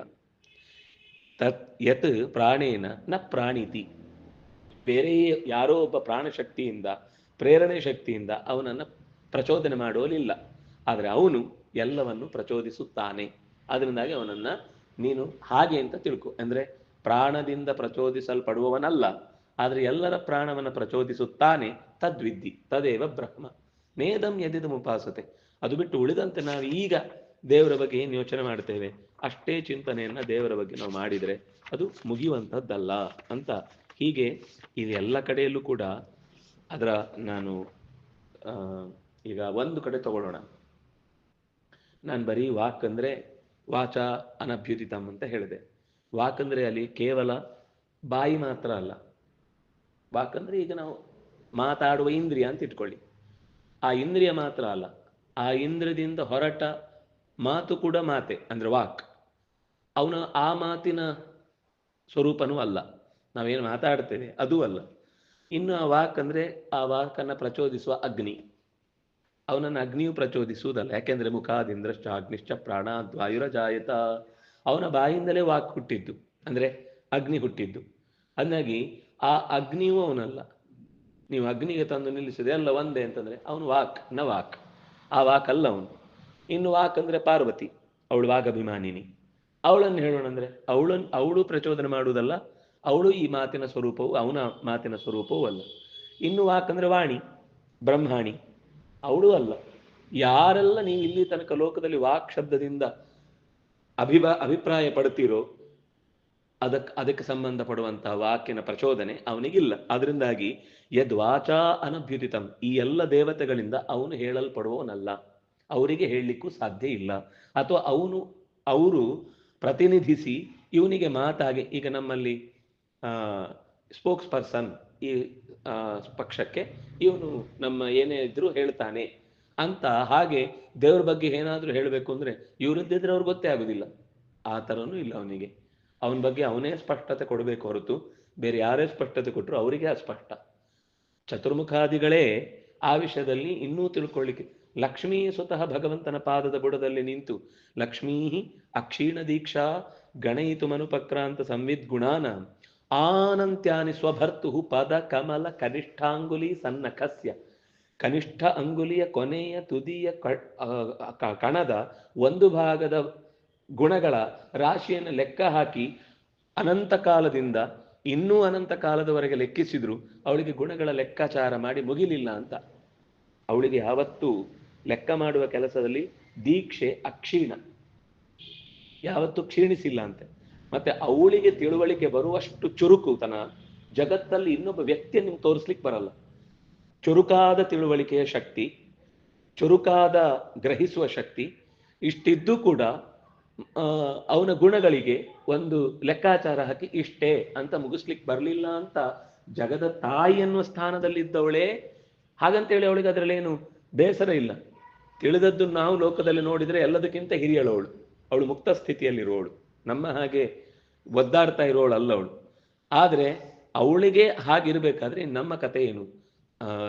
ಏನು ಕೇನು ತದಿಹ ತದಿತರೆ ಕೇನು ಕಲ್ಪ ವಯಂ ಕೆ ಅಂತ ತ್ರಿವಿಕ್ರಮಂಡಿತಾಚಾರ್ಯರು. ಅವಳೇ ತಿಳಿದಿಲ್ಲ, ಬ್ರಹ್ಮಾದಿಗಳಂತೂ ತಿಳಿಲಿಕ್ಕೆ ಸಾಧ್ಯ ಇಲ್ಲ, ದೇವತೆಗಳು ಹಿಂದೆ ಇದ್ದಾರೆ, ನಾವೆಲ್ಲಿ ಇಲ್ವೇ ಇಲ್ಲ ಅಂತ ನಮ್ಮ ಅನ್ಕೋ. ಕೆ ವಯಂ, ನಾವೆಲ್ಲೋ ಹೊರಗಿದ್ದೀವಿ ಅಂತ ದೂರಕ್ಕೆ ಇಟ್ಬಿಡಿ ನಮ್ಮನ್ನ. ಅವನನ್ನು ತಿಳ್ಕೊಳ್ಳೋ ವಿಷಯದಲ್ಲಿ ಸಾಹಸ ಮಾಡ್ಲಿಕ್ಕೆ ಹೋಗ್ತಾ ಇದ್ದೇನೆ. ಅಪ್ಪೇವಂ ಹಂತದಾರ್ಷ್ಟ್ಯಾತ್, ಆದರೂ ತಿಳ್ಕೊಳ್ಬೇಕು ಅನ್ನೋ ಹಠಕ್ಕೆ ನಾನು ಈ ಕವಿತೆ ಬರಿತಾ ಇದ್ದೇನೆ ಅಂತ ಅವರು ದೇವರ ಬಗ್ಗೆ ಹೇಳುವಾಗ ಮೊದಲು ತೆಗೆದುಕೊಳ್ಳುವ ಕನ್ಕ್ಲೂಷನ್ ಏನಂದ್ರೆ, ಯಾರೂ ಇಲ್ಲಿ ತನಕ ತಿಳ್ಕೊಳ್ಳಿಕ್ಕಾಗಿಲ್ಲ, ಆದರೂ ನಾನೊಂದು ಸಾಹಸ ಮಾಡ್ತೇನೆ. ಯಾಕಂದ್ರೆ ಇದು ದೇವರ ಪ್ರೀತಿಗೋಸ್ಕರ ನಾನು ಪ್ರಯತ್ನ ಪಡ್ತಾ ಇದ್ದೇನೆ ಅನ್ನೋದು, ನಾನು ತಿಳಿದದ್ದನ್ನೇ ಹೇಳಬೇಕು ಅಂತಲ್ಲ, ನನಗೂ ತಿಳಿಕೆ ಬರಬೇಕು ಅನ್ನೋದಕ್ಕೋಸ್ಕರ, ವಾಕ್ಶುದ್ಧಿಗೋಸ್ಕರ ಈ ಕವಿತೆಯನ್ನು ನಾನು ರಚನೆ ಮಾಡ್ತಾ ಇದ್ದೇನೆ ಅಂತ ವಿಷ್ಣು ಸ್ತುತಿ ಆರಂಭದಲ್ಲಿ ಹೇಳ್ಕೊಳ್ತಾರೆ. ಹಾಗೆ ಇದು ಎಲ್ಲ ಕಡೆನೂ ಹೀಗೆ. ಮತ್ತೆ ಈಗ ನಾನು ಮಾತಿನ ಬಗ್ಗೆ ಹೇಳಿದೆ, ಶ್ರೋತ್ರ ಅಂತ ಬಂದಾಗ ಅದು ಇಂದ್ರಿಯ ಮಾತ್ರ ಅಲ್ಲ, ಕೇಳಿದ ಶಬ್ದ ಮಾತ್ರ ಅಲ್ಲ, ಆ ಶಬ್ದದ ದೇವತೆ ಮಾತ್ರ ಅಲ್ಲ, ಅದನ್ನು ನೇಮಿಸುವ ಇನ್ನೂ ಅದರ ಮೇಲಿನ ಮೇಲಿನ ಮೇಲಿನ ಎಲ್ಲಾ ದೇವತೆಗಳನ್ನು ನೋಡಿದ್ರು ಅವ್ರು ಯಾರು ಇವನನ್ನ ಪ್ರಚೋದಿಸುವವರಲ್ಲ. ಆದ್ರೆ ಇವನು ಅವರೆಲ್ಲರನ್ನೂ ಪ್ರಚೋದಿಸ್ತಾನೆ. ಅದರಿಂದಾಗಿ ಮಾತು ಅವನ ಬಾಯಿಯಿಂದ ಹೊರಟಿತು. ಮುಖಾತ್ ಇಂದ್ರಶ್ಚ ಅಗ್ನಿಶ್ಚ, ಅಗ್ನಿ ಹೊರಟದ್ದು ಅವನ ಬಾಯಿಯಿಂದಲೇನೆ ಹೊರತು ಅವನು ಯಾರ ಬಾಯಿಂದಲೂ ಹೊರಡಬೇಕಾದ ಅವಶ್ಯಕತೆ ಇಲ್ಲ ಅಂತ ಹೇಳಿದಾಗ ಎಲ್ಲ ಇಂದ್ರಿಯಗಳಿಗೂ ಆಯಾ ಇಂದ್ರಿಯದ ದೇವತೆಗಳು ನಿಂತು ಆ ಭಗವಂತನ ಅಸ್ತಿತ್ವವನ್ನು ಲೋಕದಲ್ಲಿ ಪರಿಚಯಿಸುವಂತಹ ಕೆಲಸವನ್ನ ಮಾಡ್ತಾರೆ ಅಂತ ಹೀಗೆ ಹೇಳ್ತಾರೆ. ಅಲ್ಲಿಂದ ಮುಂದೆ ಅವರು ಮತ್ತೊಂದು ಎಚ್ಚರ ಕೊಡ್ತಾರೆ. ಏನು ಅಂದ್ರೆ, ಇಷ್ಟು ಮಂತ್ರಗಳನ್ನೆಲ್ಲ ತಿಳ್ಕೊಂಡು ಮುಂದಕ್ಕೆ ಹೋದಾಗ ನಂಗೊಂದಿಷ್ಟು ಗೊತ್ತಾಯ್ತು, ನಾನೊಂದಿಷ್ಟು ತಿಳ್ಕೊಂಡು ಬಿಟ್ಟೆ ಅಂತ ನಿನಗೇನಾದ್ರೂ ಅನ್ನಿಸಿದ್ರೆ ಅದು ಬಹಳ ಕಷ್ಟ. ಯದಿ ಮನ್ಯಸೆ ಸುವೇದೇತಿ ದಹ್ರಮೇವಾಪಿ ನೂನಂ ತ್ವಂ ವೇತ್ಥ ಬ್ರಹ್ಮಣೋ ರೂಪಂ ಯದಸ್ಯ ತ್ವಂ ಯದಸ್ಯ ದೇವೇಶು ಅಥನು ಮೀಮಾಂಸ್ಯಮೇವತೆ ಮನ್ಯೇ ಅವಿದಿತಂ. ನಾನು ತಿಳಿದಿದ್ದೇನೆ, ನನಗೆ ತಿಳುವಳಿಕೆ ಬಂತು, ನಾನು ಇದನ್ನು ಚೆನ್ನಾಗಿ ಅರಿತುಕೊಂಡು ಬಿಟ್ಟೆ. ಯದಿ ಮನ್ಯಸೆ ಸುವೇದ, ನಾನು ತಿಳಿದು ಬಿಟ್ಟೆ, ಗೊತ್ತಾಯ್ತು ನನಗೆ ದೇವರಿಂದ ಏನು ಅಂತ ಅರ್ಥ ಆಗ್ಬಿಡ್ತು ಅಂತ ಯಾರಾದರೂ ಒಂದು ಮಾತಿಗೆ ಬಂದು ನಿಂತ ಅಂದ್ರೆ ಅದು ನಿಜಕ್ಕೂ ಕೂಡ ಭಗವಂತನ ವಿಷಯದಲ್ಲಿ ನಮಗೇನು ತಿಳುವಳಿಕೆ ಬಂದಿಲ್ಲ ಅಂತ ಅರ್ಥ. ಅಂದ್ರೆ ನಿಜವಾಗಿ ದೇವರ ಬಗ್ಗೆ ಬಿಡಿರಿ. ನಾನೊಂದು ಯಾವುದೋ ಒಂದು ಸಣ್ಣ ಶಾಸ್ತ್ರ, ಮಡಿಕೆ ಬಗ್ಗೆನೋ ಅಥವಾ ಇನ್ನೇನೋ ಒಂದು ಲೋಕದ ಸಾಮಾನ್ಯ ಒಂದು ನಮ್ಮ ಹೊಟ್ಟೆಪಾಡಿಗಾಗುವ ಕೆಲಸದ ಬಗ್ಗೆನೇ ಯೋಚನೆ ಮಾಡಿ. ಅಡಿಗೆ ಅಂತ ಇಟ್ಕೊಳ್ಳೋಣ, ಚೆನ್ನಾಗಿ ಅಡಿಗೆ ಮಾಡೋರ ಹತ್ರ ಕೇಳಿ, ಅಡಿಗೆ ನೀವು ತುಂಬ ಚೆನ್ನಾಗಿ ಮಾಡ್ತೀರಿ. ನಿಜವಾಗಿ ಅವನು ಮನಸ್ಫೂರ್ತಿಯಾಗಿ ಸತ್ಯ ಹೇಳೋನಾದ್ರೆ, ಇಲ್ಲ ರೀ ಎಷ್ಟು ಥರ ಇದೆ, ನಾವು ನಮ್ಮ ಈ ಸೈಡಲ್ಲಿ ಏನು ಬರುತ್ತೋ 4 ಐಟಮ್ ಮಾಡ್ಲಿಕ್ಕೆ ಬರುತ್ತಷ್ಟೇ, ಇದರಲ್ಲಿ ಎಷ್ಟು ಥರ ಇದೆ, ಎಷ್ಟು ವೈವಿಧ್ಯ ಇದೆ. ನಾವು ನಿಜವಾಗಿಯೂ ಕೂಡ ಅಡಿಗೆ ಮಾಡುವಾಗ ಎಂಥವನಿಗೆ ಎಂಥ ಭೀಮಸೇನನದೊಂದು ಅಡಿಗೆ ಮಾತು ಬರುತ್ತೆ. ಅವನು ಒಂದೇ ಅಡಿಗೆ ಮಾಡಿ ಹಾಕಿದ್ರು ಖಾರದವನಿಗೆ ಅದು ಖಾರವಾಗಿರುತ್ತೆ, ಸಿಹಿ ಬೇಕಿದ್ದವನಿಗೆ ಸಿಹಿ ಅನ್ಸುತ್ತೆ, ಒಬ್ಬ ಹುಳಿ ಎದುರು ಬೇಕು ಅಂತ ಬಯಸುವವನಿಗೆ ಅದು ಹುಳಿಯಾಗಿರುತ್ತಂತೆ. ಒಂದೇ ಅಡಿಗೆ ಅವರವರಿಗೆ ಅವರವರ ನಾಲಿಗೆಗೆ ಬೇಕಾಗುವ ಹಾಗೆ ಅದರಲ್ಲಿ ಪದಾರ್ಥಗಳನ್ನು ಜೋಡಿಸುವ ಒಂದು ವಿದ್ಯೆ ಇದೆ. ಇದು ನಮ್ಗೆ ಗೊತ್ತಿತ್ತಾ? ನಾವು ಯೋಚನೆನೇ ಮಾಡಿರಲಿಲ್ಲ. ಆದ್ರೆ ನಾವು ಒಂದು ಉಪ್ಪಿಟ್ಟು ಮಾಡ್ಲಿಕ್ಕೆ ಬಂದ್ರೆ ನೀರು ಕಾಯಿಸ್ಲಿಕ್ಕೆ ಬಂದು ನಮ್ಗೆ ಅಡಿಗೆ ಬಂತು ಅಂತ ಅನ್ಕೊಂಡ್ಬಿಡ್ತೇವೆ. ಆದ್ರೆ ನೀರು ಕಾಯಿಸ್ಲಿಕ್ಕೆ ಬರೋರು ಕಷ್ಟ ಇದ್ದಾರೆ ಇವತ್ತು, ಅದು ಗೊತ್ತಿಲ್ಲ. ನಾವು ಅಡಿಗೆ ಮನೆಗೆ ಹೋಗುವುದಿಲ್ಲ ಅನ್ನೋದು ಒಂದು ದೊಡ್ಡ ಕಾರ್ಬಾರು ಅಂತ ಅನ್ಕೊಂಡ್ಬಿಟ್ಟಿದ್ದಾರೆ. ಅದು ನಮ್ಮ ಹೊಟ್ಟೆಗೋಸ್ಕರ ಮಾಡ್ತಾ ಇರೋದು, ಬೇರೆ ಯಾರನ್ನು ನೋಡ್ಕೊಳ್ಳಿಕ್ಕಲ್ಲ. ಸ್ವಾವಲಂಬಿ ಅಂತ ಜಗತ್ತಿನ ಬಗ್ಗೆ ಮಾತಾಡೋದಲ್ಲ, ನಾವು ಮೊದಲು ಸ್ವಾವಲಂಬಿಗಳಾದ್ರೆ ಜಗತ್ತಿನ ಸ್ವಾವಲಂಬಿತನದ ಬಗ್ಗೆ ಮಾತಾಡ್ಲಿಕ್ಕೆ ನಮ್ಗೆ ಅರ್ಹತೆ ಬರುತ್ತೆ. ಅದನ್ನಾಗಿ ಭಗವಂತನನ್ನ ತಿಳ್ಕೊಳ್ಳೋದಲ್ಲ, ಲೋಕದ ಒಂದು ಸಾಮಾನ್ಯ ಲೋಹಶಾಸ್ತ್ರವು, ಮರದ ತುಂಡು ಅಥವಾ ಅಶ್ವಶಾಸ್ತ್ರವು, ಗಜಶಾಸ್ತ್ರವು, ಗೋಶಾಸ್ತ್ರವು ಏನನ್ನು ಹೋದ್ರು ಅದರಲ್ಲಿ ಎಷ್ಟು ಎಷ್ಟು ಬೇಡ. ಕೆಲವೊಂದ್ಸಲ ಅನ್ಸುತ್ತೆ ಒಂದು ಇಡ್ಲಿ ಅಂತ, ಅದರ ಬಗ್ಗೆ ನಾವು ಅದ್ರ ರಿಸರ್ಚ್ ಮಾಡ್ತಾ ಹೋದ್ರೆ ಎಂಥ ಒಂದು ಪ್ರಪಂಚ ಇದೆ ಅದರ ಹಿಂದೆ, ಎಷ್ಟು ವೈವಿಧ್ಯ ಇದೆ. ನಮ್ಗನ್ಸುತ್ತೆ ಅಯ್ಯೋ ಅದು ಅಕ್ಕಿ ಮತ್ತೆ ಉದ್ದಿನ ಬೇಡ ಒಟ್ಟು ಹಾಕಿದ್ರೆ ಮುಗಿದೋಯ್ತು ಅಷ್ಟೇ ಅಂತ. ಆದ್ರೆ ಅದು ಒಂದೇ ಏನು ಮೃತ್ತಿಕೇತೇವ ಸತ್ಯಂ ಅಂತ ಒಂದು ವಾಚಾರಂಭಣಂ ವಿಕಾರೋ ನಾಮಧೇಯಂ ಮೃತ್ತಿಕೇತೇವ ಸತ್ಯಂ ಅಂತ. ಮೇಲ್ನೋಟಕ್ಕೆ ನಮಗದು ಅಕ್ಕಿ ಉದ್ದು ಅಂತ ಒಂದೇ ಅನ್ಸಿದ್ರು ಕೂಡ ಅದರ ಪರಮಾಣ ಚೂರ್ ಬೇರೆ ಬೇರೆ ಆದ ಹಾಗೆ, ಅದೇ ಒಂದು ಹಿಟ್ಟು ಸ್ವಲ್ಪ ವ್ಯತ್ಯಾಸ ಆದ್ರೆ ಇಡ್ಲಿ ಆಗುತ್ತೆ, ಸ್ವಲ್ಪ ವ್ಯತ್ಯಾಸ ಆದ್ರೆ ದೋಸೆ ಆಗುತ್ತೆ, ಇನ್ನೂ ಸ್ವಲ್ಪ ವ್ಯತ್ಯಾಸ ಆದ್ರೆ ಪಡ್ಡು ಆಗುತ್ತೆ, ಮತ್ತು ಸ್ವಲ್ಪ ವ್ಯತ್ಯಾಸ ಆದ್ರೆ ಕಡುಬು ಆಗುತ್ತೆ. 100 ಥರ ವ್ಯತ್ಯಾಸ. ನೀವು ಎಲ್ಲ ಹಿಟ್ಟು ಒಂದೇ ಥರ ಹಾಕಿದ್ರೆ ಆಗಲ್ಲ. ಇವತ್ತು ಅಂಗಡಿಯಲ್ಲಿ ಬರುತ್ತೆ ರೆಡಿ ಟು ಇಟ್ ಅಂತ, ತಿನ್ನೋರಿಗೂ ಗೊತ್ತಿಲ್ಲ ಮಾಡೋರಿಗೂ ಗೊತ್ತಿಲ್ಲ ಅಂದ್ರೆ ಏನು ಕೊಟ್ಟರು ಅದನ್ನ ಇಡ್ಲಿ ಅಂತ ಹೆಸರು ಕೊಟ್ಟರೆ ಇಡ್ಲಿ ಅಂತ ತಿಂತೇವೆ. ಅದ್ರ ವಸ್ತುತಃ ಇಡ್ಲಿ ಅಂದ್ರೆ ಹೇಗಿರ್ಬೇಕು ಅನ್ನೋದು ಒಂದು ನಿಧಿ ಇದೆ. ಹಾಗೆ ಹೂ ಥರ ಇದ್ರೆ ಮಾತ್ರ, ಸ್ವಲ್ಪ ಮೆತ್ತನೆ ಇದ್ರೆ ಮಾತ್ರ ಅದು ಇಡ್ಲಿ. ನಮ್ದು ಕಲ್ಗೊಂಡು ಥರ ಹೇಗಿದ್ರು ಆಕಾರದಲ್ಲಿ ಇಡ್ಲಿ ಆದ್ರೆ ಮುಗಿದೋಯ್ತು ಅಂತ. ಆದ್ರೆ ಇದೇ ಅಂಶವನ್ನು ಒಬ್ಬ ಅಡಿಗೆಯವನ ಹತ್ರ ಕೇಳಿದ್ರೆ ಅವ್ನು ಎಷ್ಟು ಅದಕ್ಕೆ ಸ್ವಲ್ಪ ಅದಕ್ಕೆ ಮೆಂತೆ ಹಾಕಿ, ಒಂದು 4 ಕಾಳು ಅವಲಕ್ಕಿ ಹಾಕಿ ಅದಕ್ಕೆ ಬೇರೆನೆ ಟೇಸ್ಟ್ ಬರುತ್ತೆ ಅಂತ. ದೋಸೆಯಲ್ಲಿ ಎಷ್ಟು ಥರ ಇದೆ, ಮಸಾಲೆ ದೋಸೆನೇ ಬೇರೆ, ಬರ್ಜರ್ ದೋಸೆನೇ ಬೇರೆ, ಸೆಟ್ಟು ದೋಸೆನೇ ಬೇರೆ, ಎಷ್ಟು ಥರ ಇದೆ. ನಮ್ಮಲ್ಲಿ ಬರ್ಜರ್ ದೋಸೆ ಅಂದರೆ ಬರೀ ಅಕ್ಕಿಯನ್ನು ರುಬ್ಬಿ ಒಂದು ಸ್ವಲ್ಪ ಹೌದು ಅಲ್ಲೋ ಅಂತ 4 ತೆಂಗಿನಕಾಯಿ ತುರಿಯನ್ನು ಹಾಕಿ ರುಬ್ಬಿ ಹಾಕಿಬಿಟ್ರೆ ಅದು ಬಜಿ ಅರಿ ದೋಸೆ ಅಂತ. ಅದು ಅರಿ ಅಂದರೆ ಅಕ್ಕಿ, ಬಜಿ ಅಂದರೆ ಅದು ಮಾತ್ರ, ಕೇವಲ ಅನ್ನೋ ಶಬ್ದದಲ್ಲಿ ಬಜಿ ಅಂತ. ಬಜಿ ಅರಿ ದೋಸೆ, ಅದು ಬಜ್ಜರ್ ದೋಸೆ ಅಂತಾರೆ ಅವರು. ಅದು ಮಾಡೋದು ತುಂಬ ಸುಲಭ. ನಮ್ಮಲ್ಲೆಲ್ಲ ಅತಿಥಿಗಳು ಬಂದರೆ ಸುಲಭದಲ್ಲಿ ಮಾಡೋದು ಯಾವುದು ಅಂತ, ಅದು ಅಕ್ಕಿ ಚೂರು ಹಾಕದ ಒಂದು 10 ನಿಮಿಷ ನೆಂದರೆ ಸಾಕಾಗುತ್ತೆ. 2 ಕಾಳು ತುರಿ ತೆಗ್ದನ್ನು ಅದಕ್ಕೆ ಮಿಕ್ಸ್ ಮಾಡ್ದ, ರುಬ್ಬಿದ. ಆದರೆ ದೋಸೆ ಮಾಡ್ಲಿಕ್ಕೆ ತುಂಬ ತಾಳ್ಮೆ ಬೇಕು. ಅದು ನೀವು ಗಟ್ಟಿ ಮಾಡಿದರೆ ಕೆಟ್ಟರಿ. ನೀರು ಅಂದರೆ ನೀರಿಗಿಂತಲೂ ನೀರಿರ್ಬೇಕು. ಅದು ಬಿಳಿ ನೀರು ಥರ ಇರುತ್ತದು. ನೀರು ದೋಸೆ, ನೀವು ನೀರು ದೋಸೆ ಅಂತೀರಿ ಕಡೆ. ಅದು ಅಕ್ಕಿ ಬರೀ ಅಕ್ಕಿ ಇದ್ರೆ ಒಂಥರ, ಅದಕ್ಕೆ ತೆಂಗಿನಕಾಯಿ ಚೂರು ಮಿಕ್ಸ್ ಮಾಡಿದ್ರೆ ಅದರ ಟೇಸ್ಟ್ ಬೇರೆ ಆಗುತ್ತೆ. ಅದು ಹೀಗೆ ಎಸೆಯುವುದು, ಎಷ್ಟು ಅದು ರಟ್ ರಟ್ ರಟ್ ರಟ್ ಥರ ಹೇಳುತ್ತೆ. ಅದು ಮಾಡ್ಲಿಕ್ಕೂ ಅಷ್ಟು ಕಲೆ ಬೇಕು ಚೆನ್ನಾಗಿ. ಸುಮ್ಮನೆ ಮಾಡಿದರೆ ಎಲ್ಲ ಪಾತ್ರೆಗೆ ಅಂಟ್ಕೊಂಡು ಅಷ್ಟು ಹಿಟ್ಟು ವೇಸ್ಟ್ ಆಗುವ ಸ್ಥಿತಿ ಇರುತ್ತೆ.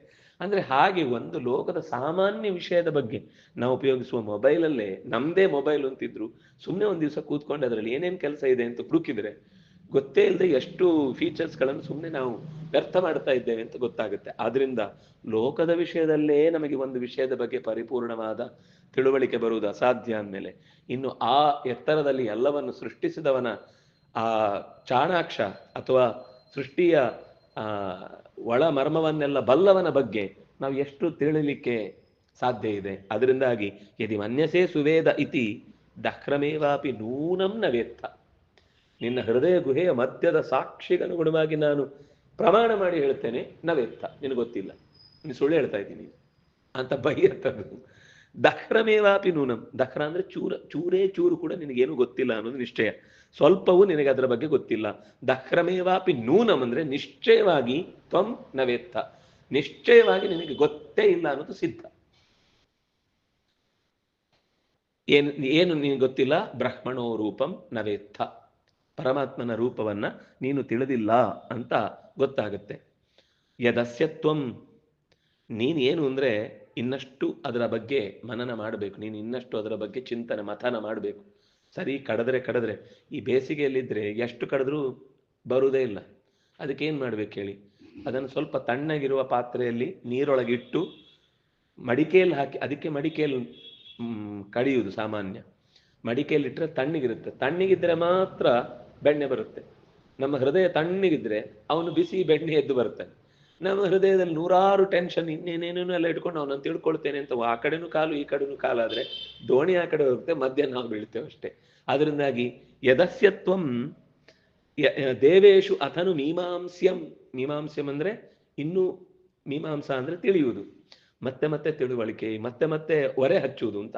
ಕತ್ತಿಯನ್ನು ಚೆನ್ನಾಗಿ ಕಲ್ಲಿಗೆ ತಿಕ್ಕಿ ತಿಕ್ಕಿ ತಿಕ್ಕಿ ಹರಿತ ಮಾಡುವುದು ಅಂತಿದೆಯಲ್ವಾ, ಹಾಗೆ ಬುದ್ಧಿಯನ್ನು ವಿಷಯದ ಜೊತೆಗೆ ಕೊಟ್ಟು ಕೊಟ್ಟು ಹರಿತ ಮಾಡ್ತಾ ಹೋಗ್ಬೇಕು. ಎಷ್ಟು ಏನು ತಿಳ್ಕೊಂಡೆ, ಇದು ಎಷ್ಟು ಸರಿ, ಇದು ಹೇಗೆ ಸರಿ, ಇದು ಯಾಕೆ ಸರಿ, ಇದರ ಬಗ್ಗೆ ಚಿಂತನೆ ನಡೆಸ್ತಾ ಹೋಗಬೇಕು. ಮನನ ಮಾಡುವ ಗೊತ್ತಾಗುತ್ತೆ, ನನಗೆ ಇನ್ನೂ ಗೊತ್ತಾಗಿಲ್ಲ ಅಂತ. ಕೆಲವರು ನಿಜವಾಗಿಯೂ ಅವರವರ ಸಬ್ಜೆಕ್ಟ್ನ ಬಗ್ಗೆ ನಿಮಗೆ ಒಳ್ಳೆ ಹೋಲ್ಡಿದ್ದೀರಿ ಅಂತ ಅವರು ಹೇಳಿದ್ರೆ, ಅವ್ರು ಹೇಳ್ತಾರೆ, ಇಲ್ಲ ರೀ ಎಷ್ಟು ತಿಳ್ಕೊಳ್ಳಿಕ್ಕಿದೆ ನಮ್ಗೆ ಗೊತ್ತು, ನೀವು ಹೇಳ್ತೀರಿ ನಾನು 4 ಲೆಕ್ಕವನ್ನು ಗಡಿಬಿಡಿಯಲ್ಲಿ ಏನು ನಿಮ್ಗೆ ಅದು ಅಸಾಧಾರಣವಾದದ್ದು ಅಂತ ನಿಮ್ಗೆ ಅನಿಸುತ್ತೆ, ಆದರೆ ಅದರ ಅಪ್ಪನ ಲೆಕ್ಕಗಳು ಅದರಲ್ಲಿ ಇನ್ನೂ ಇದೆ, ನಾನು ಅದನ್ನೆಲ್ಲ ಮುಟ್ಟೇ ಇಲ್ಲ ಅಂತ. ಪ್ರತಿಯೊಬ್ಬರು ಹಾಗೆ ಹೇಳ್ತಾರೆ. ನಿಜವಾಗಿ ಅದರಲ್ಲಿ ಸ್ವಲ್ಪ ಪ್ರವೇಶ ಮಾಡಿದವನು ಅವನು ಹೇಳ್ತಾನೆ, ಇದರ ಆಳವನ್ನು ನಾವು ಮುಟ್ಲಿಕ್ಕೆ ಸಾಧ್ಯ ಇಲ್ಲ. ಅದರಿಂದಾಗಿ ಹಾಗೆ ಯಾರಿಗೆ ಮೀಮಾಂಸ್ಯಮೇವ ತೇ ಮನ್ಯೆ ಅವಿದಿತಂ, ನಮಗೆ ಇನ್ನೂ ತಿಳಿದಿಲ್ಲ. ನಿಜವಾಗಿ ತಿಳಿದವನು ಹೇಳ್ತಾನೆ ನನಗೆ ತಿಳಿದಿಲ್ಲ. ಅದು ಫ್ಯಾಷನ್ ಆದ್ರೆ ಉಪಯೋಗ ಇಲ್ಲ. ತಿಳಿದಿಲ್ಲ ಅಂತ ಹೇಳ್ಬಿಟ್ರೆ ಎಲ್ಲ ತಿಳಿದವನು ಅಂತ ಅನ್ಕೊಳ್ತಾರೆ ಅಂತ ಹೇಳಿದ್ರೆ ಏನು ಉಪಯೋಗ ಇಲ್ಲ. ತಿಳಿದಿಲ್ಲ ಅನ್ನೋ ಸತ್ಯ ಒಪ್ಕೊಂಡದ್ದಾಗತ್ತಷ್ಟೇ. ನಾಹಂ ಮನ್ಯೆ ಸುವೇದೇತಿ ನೋನ ವೇದೇತಿ ವೇದಚ ಯೋನಸ್ತದ್ವೇದ ತದ್ವೇದ ನೋನ ವೇದೇತಿ ವೇದಚ. ಚಿತ್ರವಾದ ಮಾತು. ಅವನನ್ನ ಯಾರೂ ಕೂಡ ತಿಳ್ಕೊಳ್ಳಿಕ್ಕೆ ಸಾಧ್ಯ ಇಲ್ಲ. ಎಷ್ಟು ಮನನ ಮಾಡಿದ್ರು ಕೂಡ, ನಾನು ನೀನು ಯಾರೇ ಆದರೂ ಕೂಡ, ಇದು ಯಾರು ಹೇಳ್ತಾ ಇರೋದು? ಚತುರ್ಮುಖ ಹೇಳ್ತಾ ಇರೋದು. ನಾಹಂ ಮನ್ಯೆ ಸುವೇದೇತಿ. ಇಡೀ 31,104,000 ಕೋಟಿ ವರ್ಷಗಳ ಆಯುಷ್ಯ ಇದ್ದು ಒಂದು ಕ್ಷಣವೂ ಚಿಂತನೆಯ ವಿಷಯದಲ್ಲಿ ಔದಾಸೀನ್ಯ ಮಾಡದೆ 4 ಮುಖಗಳು ಅವನಿಗೆ. 4 ಮುಖ ಅಂದರೆ ಅದರ ಅಭಿಪ್ರಾಯ 4 ಮುಖ ಅಂತ ನಮಗೊಂದು ಲಿಟರಲಿ ತಲೆ ಅಂತ ಅರ್ಥ ಅಲ್ಲ. ಎಲ್ಲ ದೃಷ್ಟಿಕೋನಗಳು ಯಾವಾಗಲೂ ಜಾಗೃತವಾಗಿರುತ್ತೆ ಅಂತ ಅರ್ಥ. ಈ ಕಡೆಯಿಂದ ನೋಡುದು, ಈ ಕಡೆಯಿಂದ ನೋಡುದು, ಈ ಕಡೆಯಿಂದ ನೋಡುದು, ಈ ಕಡೆಯಿಂದ ನೋಡುದು ಅಂತ ನಾವು ಸುಮ್ಮನೆ ತಲೆ ಇಡ್ತೇವೆ. ಅದರ ಅರ್ಥ ತಲೆನ ಹಾಕಿದೆ ಅಂತ ಅರ್ಥ ಅಲ್ಲ. ಎಲ್ಲ ದೃಷ್ಟಿಕೋನದಿಂದಲೂ ಅವನ ಗಮನ ಸದಾ ಎಚ್ಚರದಲ್ಲಿರುತ್ತೆ ಅಂತ ಅರ್ಥ. ಎಲ್ಲವನ್ನೂ ಸೂಕ್ಷ್ಮೇಕ್ಷಿಕೆಯಿಂದ ಗಮನಿಸ್ತಾ ಇರ್ತಾನೆ ಅಂತ. ಆ ಹಿನ್ನೆಲೆಯಲ್ಲಿ ಅದನ್ನು ಚತುರ್ಮುಖ ಅಂತ ಹೇಳುದು. ಪಂಚಮುಖ ಅಂದ್ರೆ ಅದು ವಿಸ್ತಾರ. 5 ಅಂತ ನಮಗೊಂದು ಮೇಲ್ನೋಟಕ್ಕೆ ಅದರ ಬಣ್ಣಕ್ಕೋಸ್ಕರ ಹೇಳ್ತಾರೆ. ಮತ್ತೆ ಪಂಚ ಅಂದ್ರೆ ಪಚಿ ವಿಸ್ತಾರೆ, ಜಗತ್ತನ್ನು ವಿಸ್ತಾರಗೊಳಿಸುವುದು ಅಲ್ವಾ. ಮಣ್ಣು ನೀರು ಗಾಳಿ ಬೆಂಕಿ ಆಮೇಲೆ ವಿಸ್ತಾರ ಆಗಿದ್ದು. ಅದರಿಂದಾಗಿ ಜಗತ್ತಿಷ್ಟು ವೈವಿಧ್ಯ ಹೊಂದಿದ್ದು. ಅದು ರುದ್ರದೇವನ ಕೆಲಸ. ಅದರಿಂದಾಗ ಅವನಿಗೆ ಪಂಚಮುಖ ಅಂತ ಹೆಸರು. ಧ್ಯೇಯ ಪಂಚಮುಖೋ ರುದ್ರ ಅಂತ ಅವನನ್ನು ಧ್ಯಾನ ಮಾಡುವಾಗ 5 ಮೋರೆ ಅವನು ಅಂತ ಚಿಂತಿಸುವುದು ಒಂದು ಮೇಲ್ನೋಟಕ್ಕೆ. ಸಿಂಹಕ್ಕೆ ಸಂಸ್ಕೃತದಲ್ಲಿ ಪಂಚಾಸ್ಯ ಅಂತ ಹೆಸರು. ಸಿಂಹಕ್ಕೆ ಸಂಸ್ಕೃತದಲ್ಲಿ ಪಂಚಾಸ್ಯ ಅಂತ ಹೆಸರು. 5 ಮೋರೆಯಲ್ಲಿದೆ ಅದಕ್ಕೆ. ಆದರೆ ಬೇರೆ ಎಲ್ಲ ಪ್ರಾಣಿಗಳಿಗಿಂತ ವಿಸ್ತೃತವಾದ ಮೋರೆ ಇದೆ. ಆದ್ರಿಂದ ಅದಕ್ಕೆ ಪಂಚಾಸ್ಯ ಅಂತ ಹೆಸರು. ಹಾಗಾಗಿ ಪಂಚ ಅಂದ್ರೆ 5 ಅಂತ ಮಾತ್ರ ಅರ್ಥ ಅಲ್ಲ, ಅದು ಒಂದು ಅರ್ಥ ಇದೆ. ನಮಗೊಂದು ಲೋಕದಲ್ಲಿ 5ರಿಂದ ಅದು ಯಾಕೆ ಹಾಗೆ ಬಂತು ಅಂದ್ರೆ, ಭಗವಂತ 5 ರೂಪ ತೆಗೆದುಕೊಂಡ ಮೇಲೆ, ವಾಸುದೇವ ಸಂಕರಣ ಪ್ರದ್ಯುಮ್ನ ಅನಿರುದ್ಧ ನಾರಾಯಣ ಅಂತ 5 ರೂಪ ತಗೊಂಡ್ಮೇಲೆ ಎಲ್ಲ ವಿಸ್ತಾರ ಆಗ್ಲಿಕ್ಕೆ ಶುರುವಾಯ್ತು. ಅಲ್ಲಿ ತನಕ ಅವನು ಒಬ್ಬನೇ ಇದ್ದ. ಆಮೇಲೆ ಅನ್ನಿಸ್ತಂತೆ ಬಹುಶ್ಯಾಮ್ ಪ್ರಜಾಯ, ಒಬ್ಬನೇ ಇದ್ರೆ ಬೋರಪ್ಪ, ಒಂದಿಷ್ಟು ಜನ ಬೇಕು, ಸುತ್ತ ಇರಬೇಕು, ಹಾಗಿದ್ರೇನೆ ಜಗತ್ತು ಚಂದ ಅಂತ ಸೃಷ್ಟಿಯನ್ನು ಮಾಡ್ಲಿಕ್ಕೋಸ್ಕರ 5 ರೂಪ ತಗೊಂಡಂತೆ. ಆ 5 ರೂಪ ತಗೊಂಡದ್ರಿಂದ ಮೊದಲ ಬಾರಿಗೆ ಅದು 5 ಅನ್ನೋದು ಆ ಹೆಸರಿಗೆ ತುಂಬಿಕೊಳ್ತು.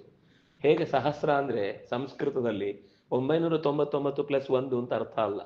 ಈಗ ಸಹಸ್ರ ಶೀರ್ಷ ಅಂತ ದೇವರನ್ನು ಕರೆಯುವಾಗ, ಆಮೇಲೆ ಸಹಸ್ರಾಕ್ಷ ಅಂತಿದೆ. 999 ತಲೆ ಆದ್ರೆ 999 + 1 ತಲೆ ಆದ್ರೆ ಆಮೇಲೆ ಕಣ್ಣು 991 + 1 99 ಅಂತ ಅರ್ಥನ. ಅಲ್ಲಿ ಸಹಸ್ರ ಅಂದ್ರೆ ಅಕ್ಷಯ್ಯ ವಾಚಕ, ಅದು ಲೆಕ್ಕ ಇಲ್ಲದಷ್ಟು ಅಂತ ಅರ್ಥ. ಸಹಸ್ರಾರು ಅಂತ ಹೇಳಿದ ಹಾಗೆ ಅದು ಲೆಕ್ಕವಿಲ್ಲದಷ್ಟು. ಹಾಗೆ ಕೆಲವೊಮ್ಮೆ ಸಂಖ್ಯೆ ಸೀಮಿತವಾದ ಅರ್ಥವನ್ನು ಕೊಡುತ್ತೆ, ಆದರೆ ಅದು ಉಪನಿಷತ್ತುಗಳಲ್ಲಿ ಅಥವಾ ತಿಳಿದವರ ಬಾಯಲ್ಲಿ ಬಂದಾಗ ಅದರ ಅರ್ಥ ದೊಡ್ಡದಾಗುತ್ತೆ, ಅದರ ಅರ್ಥ ವಿಸ್ತಾರ ಆಗುತ್ತೆ. ನಾವು ಅಷ್ಟೆಲ್ಲ ತಲೆ ಕೆಡಿಸ್ಕೊಳ್ಳಿಕ್ಕಾಗದೆ ನಾವು 999 + 1 ನಿಲ್ಲಿಸ್ಕೊಂಡಿದ್ದೀವಿ. ಆದರೆ ಅವರ ಭಾಷೆಗೆ ಬಂದಾಗ ಅವರು ನಮ್ಮ ಲೆಕ್ಕಾಚಾರದಲ್ಲಿ ಅವರು ಇರುವುದಿಲ್ಲ, ಅವ್ರ ಲೆಕ್ಕಾಚಾರವೇ ಬೇರೆ ಇರುತ್ತೆ. ಅದು ಲೆಕ್ಕ ಇಲ್ಲದಷ್ಟು ಅನಂತ ಅಂತ ಅರ್ಥ. ದಶ ಶತಂ ಸಹಸ್ರೇತಿ ಸರ್ವೇ ಅಕ್ಷಯ್ಯ ವಾಚಕ. ದಶ ಅಂದ್ರು ಅನಂತ ಅಂತ ಅರ್ಥ, ಶತ ಅಂದ್ರು ಅನಂತ ಅಂತ ಅರ್ಥ, ಸಹಸ್ರ ಅಂದ್ರು ಅನಂತ ಅಂತ ಅರ್ಥ. ಆದರೆ ಲೋಕದ ಒಂದು ಅಭ್ಯಾಸಕ್ಕೆ ಅವಕಾಶ ಬೇಕು ಅಂತ ದೃಷ್ಟಿಯಿಂದ ಆ ಸಂಖ್ಯೆಗೂ ಒಂದು ಅರ್ಥವನ್ನು ಕೊಟ್ಟಿದ್ದಾರೆ. ಅದು ಸೂಕ್ಷ್ಮ ಅರ್ಥ. ವಿಸ್ತೃತವಾದ ಅರ್ಥ ಹೇಗೆ ಪಂಚ ಅನ್ನೋದಕ್ಕೆ ವಿಸ್ತಾರ, ಆದರೆ ಸೂಕ್ಷ್ಮವಾಗಿ ಅದು 5 ಅಂತ ನಾವು ಗಣನೆಗೆ ತೆಗೆದುಕೊಳ್ಳುವುದಕ್ಕೆ 4 ಆದ ಮೇಲೆ ಬರುವ ಸಂಖ್ಯೆ ಅನ್ನುವ ದೃಷ್ಟಿಯಿಂದಲೂ ಇಟ್ಕೊಳ್ತೇವೆ. ಅವರು ಹೇಳಿದ್ರು ಅದು ಯಾವತ್ತಿಗೂ ಕೂಡ ತಿಳಿವಿಗೆ ಸಿಗದೇ ಇರುವಂಥದ್ದು. ನಾನು ನಾಹಮ್ಮನ್ಯೇ ಸುವೇದೇತಿ ನೋನ ವೇದೇತಿ ವೇದಚ. ಆದರೆ ಎಂದೂ ತಿಳ್ಕೊಳ್ಳಿಕ್ಕೆ ಆಗುದಿಲ್ಲ ಅಂತಲೂ ನಾನು ಹೇಳಲ್ಲ. ಈಗ ತಿಳ್ಕೊಳ್ಳಿಕ್ಕೆ ಬಂದಿಲ್ಲ ಅಂತ ಹೇಳ್ತಾ ಇದ್ದೇನೆ, ಆದರೆ ತಿಳ್ಕೊಳ್ಳಿಕ್ಕೆ ಬರುವುದಿಲ್ಲ ಅಂತ ಅರ್ಥ ಅಲ್ಲ. ಹದವಾಗಿ ಅದಕ್ಕೆ ಶರಣಾಗಬೇಕು. ಯಾವಾಗ ಅದಕ್ಕೆ ನಾವು ಬಾಗುತ್ತೇವೆ ಅದು ನಮ್ಮನ್ನು ತಾನೂ ಬಗ್ಗಿ ಸ್ವೀಕಾರ ಮಾಡುತ್ತೆ. ಈಗ ನೋಡಿ, ಈ ಬೆರಳಲ್ಲಿ ಇದು ಬೇಕು ಬೇಕು ಅಂತ ಎಷ್ಟು ಬಗ್ಗಿದ್ರು ಇದರ ತುದಿ ಸಿಗುವುದಿಲ್ಲ. ಇದರ ತುದಿ ಸಿಗಬೇಕು ಅಂದ್ರೆ ಇದೂ ಬಗ್ಬೇಕು, ಇದೂ ಬಗ್ಬೇಕು. ಇದು ಹೀಗಿದ್ರೆ ಎಷ್ಟು ಮಾಡಿದ್ರು ಇಷ್ಟೇ. ಇದೂ ಬಗ್ಬೇಕು ಅಂದ್ರೆ ಶಿಷ್ಯನೂ ಬಗ್ಬೇಕು, ಗುರುವು ಬಗ್ಬೇಕು, ಭಕ್ತನೂ ಬಗ್ಬೇಕು. ಆಗ ಸ್ವಾಮಿ ಬಗ್ತಾನೆ. ನಮ್ಮಲ್ಲಿ ಅವನು ಬಗ್ಲಿ ಇವನು ಬಗ್ಲಿ ಅಂತ ನಾವು ಅಲ್ಲೇ ಕೂತಿರ್ತೇವೆ. ಆದ್ರೆ ಭಕ್ತನಾದವನು ಅವನು ಬಗ್ಗಿಯ ಭಕ್ತಾನೆ ಅನ್ನೋ ವಿಶ್ವಾಸದಿಂದ ಅವನಡಿಗೆ ಬಾಗಿದ ಅಂದ್ರೆ ಏನು ವಿವೃತೆ ತನು ಸ್ವಾಮ್, ಯಾರು ಇಷ್ಟಪಡ್ತಾನೋ ಖಂಡಿತ ತನ್ನ ಭಕ್ತನಲ್ಲಿಗೆ ಅವನನ್ನ ಉದ್ಧರಿಸ್ಲಿಕ್ಕೋಸ್ಕರ ಬಾಗಿ ಬರ್ತಾನೆ ಅಂತಾನೆ ಉಪನಿಷತ್ ಹೇಳುವುದಾದ್ರಿಂದಾಗಿ ನಾವು ಅವನ ಕಡೆಗೆ ಬಾಗಿದಾಗ ಅವನು ನಮ್ಮ ಕಡೆಗೆ ಬಾಗಿ ಬರ್ತಾನೆ. ಅದು ಕನ್ನಡಿ ಎದುರೆದುರೆದುರು ಹೋದ ಹಾಗೆ, ಅದರ ಬಿಂಬವು ಎದುರೆದುರು ಬಂದ ಹಾಗೆ. ನಾವು ಕನ್ನಡಿಗೆ ಬೆನ್ನಾಗಿ ಓಡೋಡೋಡೋದ್ರೆ ಅದು ಅಲ್ಲಲ್ಲಿ ಓಡೋಡೋಡೋಗ್ತಾ ಇರುತ್ತೆ. ನಾವು ನಮ್ಮ ಬಿಂಬರೂಪನಾದ ಪರಮಾತ್ಮನ ಕಡೆಗೆ ಮುಂದೆ ಬಂದ್ರೆ ಅದು ನಮ್ಮ ಹತ್ರಕ್ಕೆ ಬರುತ್ತೆ. ನಾವು ಬೆನ್ನು ಹಾಕಿದ್ರೆ ಅದು ನಮ್ಮ ಬೆನ್ನು ಹಾಕುತ್ತೆ. ನಾವು ಬಾಗಿದ್ರೆ ಅದು ನಮ್ಮ ಜೊತೆಗೆ ಬಾಗಿ ನಮಗೆ ಬೇಕಾದದನ್ನು ಎತ್ತಿಕೊಡುತ್ತೆ. ಅವರವರು ಯೋನಸ್ ತದ್ವೇದ ತದ್ವೇದ ನೋನ ವೇದೇತಿ ವೇದಚ. ಯಾವುದು ಅವರವರ ಬಟ್ಟಲು ಎಷ್ಟಿದೆಯೋ ಅಷ್ಟಕ್ಕೆ ತಕ್ಕಂತೆ ತಿಳ್ಕೊಳ್ಬೋದು, ಅಷ್ಟೇ ಬಿಟ್ರೆ ಎಲ್ಲ ತಿಳ್ಕೊಳ್ಳಿಕ್ಕಾಗತ್ತೆ ಅಂತ ಎಲ್ರಿಗೂ ಹೇಳಲಿಕ್ಕಾಗಲ್ಲ. ಎಲ್ಲರೂ ಹೇಳುದು ಸಮುದ್ರ ನೋಡಿ ಬಂದೆ ಅಂತ, ಎಲ್ಲರೂ ಹೇಳುದು ಸಮುದ್ರದ ನೀರು ತಂದೆ ಅಂತ. ಸಮುದ್ರದ ನೀರು ತಂದದ್ದೆಷ್ಟು ಪಾತ್ರೆಯಲ್ಲಿದ್ದಷ್ಟು ಸಮುದ್ರದ ನೀರು ಅಷ್ಟೇನಾ? ಸಮುದ್ರದ ನೀರು ಅಂದ್ರೆ ಸಮುದ್ರದಲ್ಲಿರುವ ಅಷ್ಟೂ ನೀರು ಸಮುದ್ರದ ನೀರು. ಆದ್ರೆ ನಾವೇನ್ ಹೇಳ್ತೀವಿ, ನಮ್ಮ ತಟ್ಟೆಯಲ್ಲಿ ತಂದಾಗ ನಾನು ಇವತ್ತು ಸಮುದ್ರದ ನೀರು ತಂದೆ ಅಂತ ಹೇಳ್ತೀವಿ. ವಸುತ ಸಮುದ್ರದ ನೀರು ಅಲ್ಲೇ ಇದೆ, ಒಂದು ಭಾಗ ಮಾತ್ರ ಬಂದಿದೆ. ಆದ್ರೂ ಅದಕ್ಕೆ ಹೆಸರು ಸಮುದ್ರದ ನೀರು. ಯಾಕೆಂದ್ರೆ ಅದು ಉಪ್ಪಿದೆ. ಈ ನೀರಿನ ಹಾಗೆ ನಮ್ಮ ಬಾವಿಯ ನೀರು ಇಲ್ಲ, ಆದ್ರಿಂದ ಇದನ್ನು ಸಮುದ್ರದ ನೀರು ಅಂತ ಕರಿತೀವಿ. ಆದ್ರೆ ತಿಳುವಳಿಕೆ ಇದ್ದವನಿಗೆ ಅರ್ಥ ಆಗುತ್ತೆ ಸಮುದ್ರದ ಒಂದು ಭಾಗದ ನೀರಷ್ಟೇ ಅದು. ಹಾಗೇನೆ ದೇವರನ್ನ ತಿಳ್ಕೊಳ್ತೇನೆ ಅಂದ್ರೆ ದೇವರ ಭಾಗದ ಒಂದು ಅಂಶ ಅಷ್ಟೇ ನಾವು ತಿಳ್ಕೊಳ್ಳಿಕ್ಕಾಗುದು ಹೊರತು ಎಲ್ಲವನ್ನು ತಿಳ್ಕೊಳ್ಳಿಕ್ ನಮಗೆ ಸಾಧ್ಯ ಇಲ್ಲ ಅನ್ನುವ ಇಷ್ಟು ಎಚ್ಚರ ಇದ್ದು ನಾವು ಅದರೊಳಗೆ. ಆದ್ರೆ ಅವನಿಗೆ ದೊಡ್ಡ ಪಾತ್ರೆಯಲ್ಲಿ ಸಿಕ್ತು, ನನಗೆ ಚಿಕ್ಕ ಪಾತ್ರೆಯಲ್ಲಿ ಸಿಕ್ತು ಅಂತ ಆದ್ರೂ ಒಂದು ಹೊಟ್ಟೆ ಕಿಚ್ಚು ಬರಬೇಕಲ್ವಾ ಅಂದ್ರೆ ಬರಲ್ಲ. ಯಾಕಂದ್ರೆ ನಿಮ್ಮ ಪಾತ್ರೆಗೆ ಇನ್ನು ಎಷ್ಟು ಕೊಡ ನೀರು ಹಾಕಿದ್ರು ನಿಮ್ಮ ಪಾತ್ರೆಯಲ್ಲಿ ಅಷ್ಟೇ ನೀರು ಹಿಡಿಯುದು. ನೀವು ಜಾಸ್ತಿ ಹಾಕಿದ್ರು ಅದು ಓವರ್ಫ್ಲೋ ಅದು ಹೋಗುತ್ತೆ ಹೊರತು ದೊಡ್ಡದು ಮಾಡ್ತೇನೆ ಅಂದ್ರೆ ಆಗುದಿಲ್ಲ. ಅದು ಜೀವದ ಪಾತ್ರೆ, ಸ್ವಭಾವದ ಪಾತ್ರೆ, ಎಲ್ಲದಕ್ಕೂ ಒಂದು ಮಿತಿ ಇದೆ. ಸೇರು ಪಾವು ಅಂತ ಎರಡು ಇಲ್ಲದೆ ಇದ್ರೆ ಲೋಕದಲ್ಲಿ ವ್ಯವಹಾರವೇ ನಡೆಯುವುದಿಲ್ಲ. ಸೇರನ್ನು ಪಾವು ಮಾಡ್ತೇನೆ ಅಥವಾ ಪಾವನ್ನೇ ಸೇರು ಮಾಡ್ತೇನೆ ಅಂದ್ರೆ ನಮ್ಗೆ ಎರಡು ವಿಭಾಗ ಹೋಯ್ತು. ಅಲ್ಲಿಗೆ ಸೇರು ಸೇರೆ, ಪಾವು ಪಾವೆ. ಹಾಗೆ ಜೀವನದಲ್ಲಿರುವ ವೈವಿಧ್ಯವೂ ಕೂಡ ಆಯಾ ಪಾತ್ರದ ವ್ಯವಸ್ಥೆ ಏನಿದೆಯೋ ಅದು ಇದ್ದುಕೊಂಡ್ರೇನೆ ಚಂದ. ಎಲ್ಲ ಒಂದೇ ತರ ಮಾಡ್ತೇನೆ ದೇವರಿಗೆ ಶಕ್ತಿ ಉಂಟಲ್ಲ ಮಾಡ್ಲಿ ಅಂದ್ರೆ ದೇವರು ತನಗೆ ಶಕ್ತಿ ಉಂಟು ಅಂತ ಎಲ್ಲವನ್ನು ಮಾಡ್ಲಿಕ್ಕೆ ಹೋಗುದಿಲ್ಲ. ವ್ಯವಸ್ಥೆ ಏನಿದೆ ಅನ್ನೋದನ್ನು ನೋಡ್ಕೊಂಡು ಅದರ ಪ್ರಕಾರ ಮಾಡ್ಕೊಂಡು ಹೋಗ್ತಾನೆ. ತುಂಬಾ ಕಷ್ಟ ಅದು. ಹೊಸ್ತು ಮಾಡೋದು ದೊಡ್ಡ ವಿಷಯ ಅಲ್ಲ, ಇದ್ದದನ್ನು ಉಳಿಸ್ಕೊಂಡು ಹೋಗೋದು ದೊಡ್ಡ ವಿಷಯ. ಹೊಸ ದೇವಸ್ಥಾನ ಕಟ್ತೇನೆ, ಏನೋ ಒಂದು ಕಷ್ಟಪಟ್ಟು ಮಾಡ್ಬಿಡು. ಆದ್ರೆ ಹಳೆ ದೇವಸ್ಥಾನ ಮೇಂಟೈನ್ ಮಾಡ್ಕೊಂಡು ಹೋಗ್ತೇನೆ, ಅದು ತುಂಬಾ ಕಷ್ಟ.